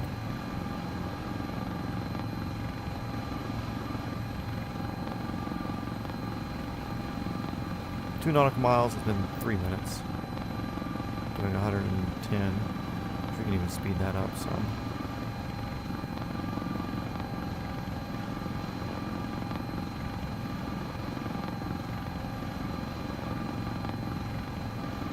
Learjet 35. Ooh, hell yeah. I love 35s.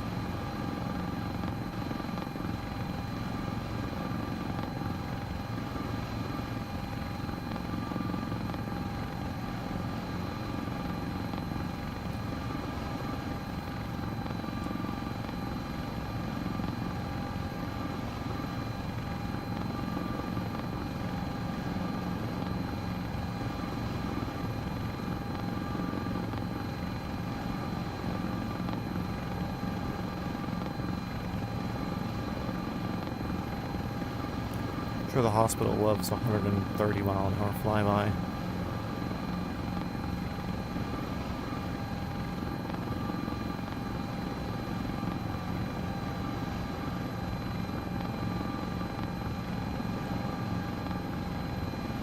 It said 5 minutes. It's currently 4:15. Really more like 4:30.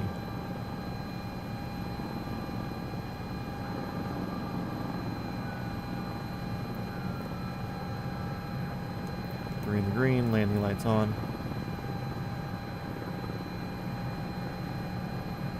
Park brake is off.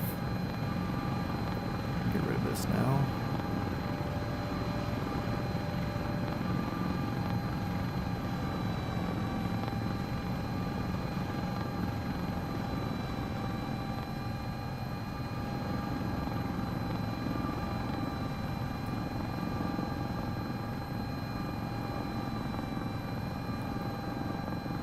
World's hottest hot boy approach.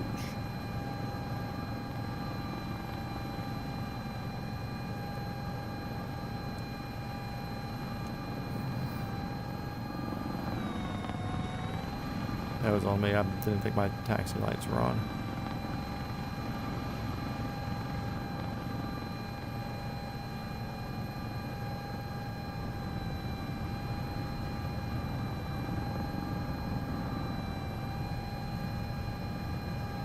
But say is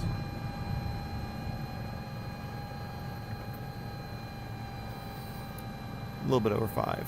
Approaches take longer than they need to, but for good reason. Okay, cool. Now we're going to PDK. Adios, kid. Best of luck. Peachtree Tower, helicopter 420 Foxtrot Whiskey, picking up at Children's Healthcare. We will be flying over there and calling it a night. Looking for a direct to Charlie Pad.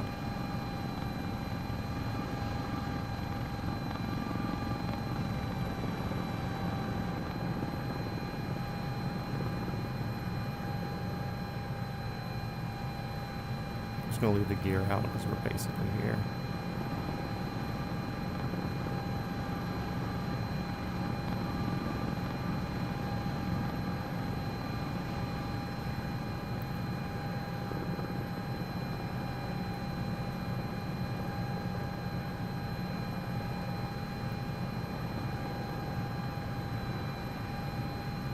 Charlie Pad.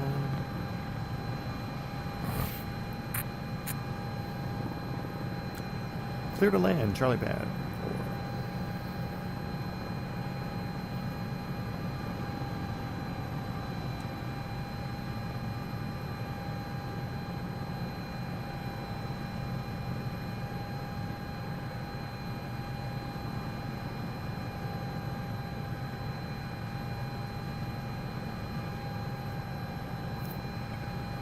I think Charlie Pad's it's in line with a runway, so like you should be doing runway heading going into it, but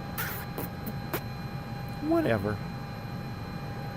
Who are we? We're helicopter pilots. We land whatever direction the wind tells us to.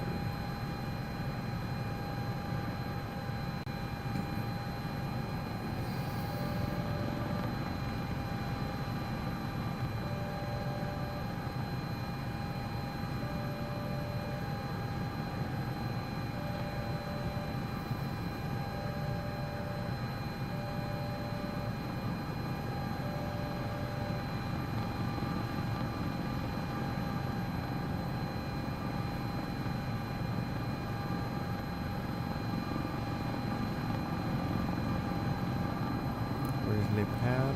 There it is.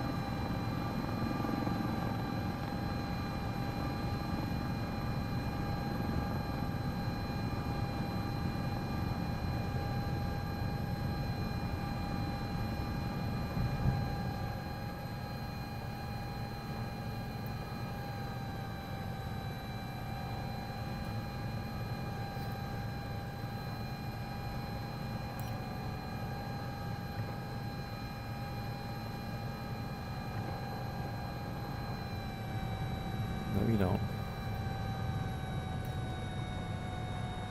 No, you don't.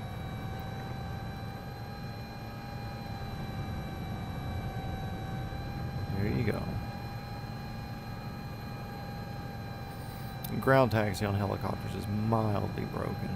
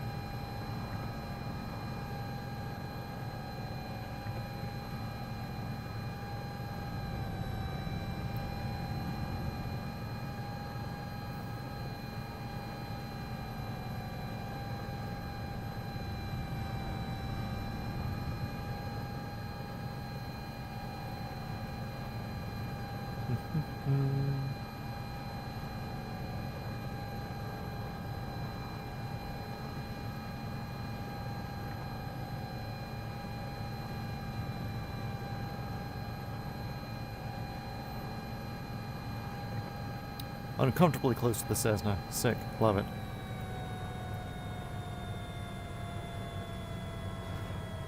Turn that thing off. Turn that thing off.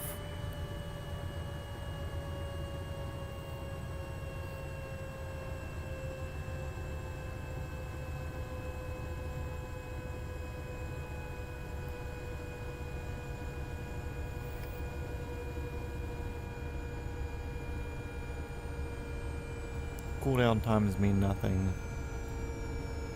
It's a rented helicopter anyways.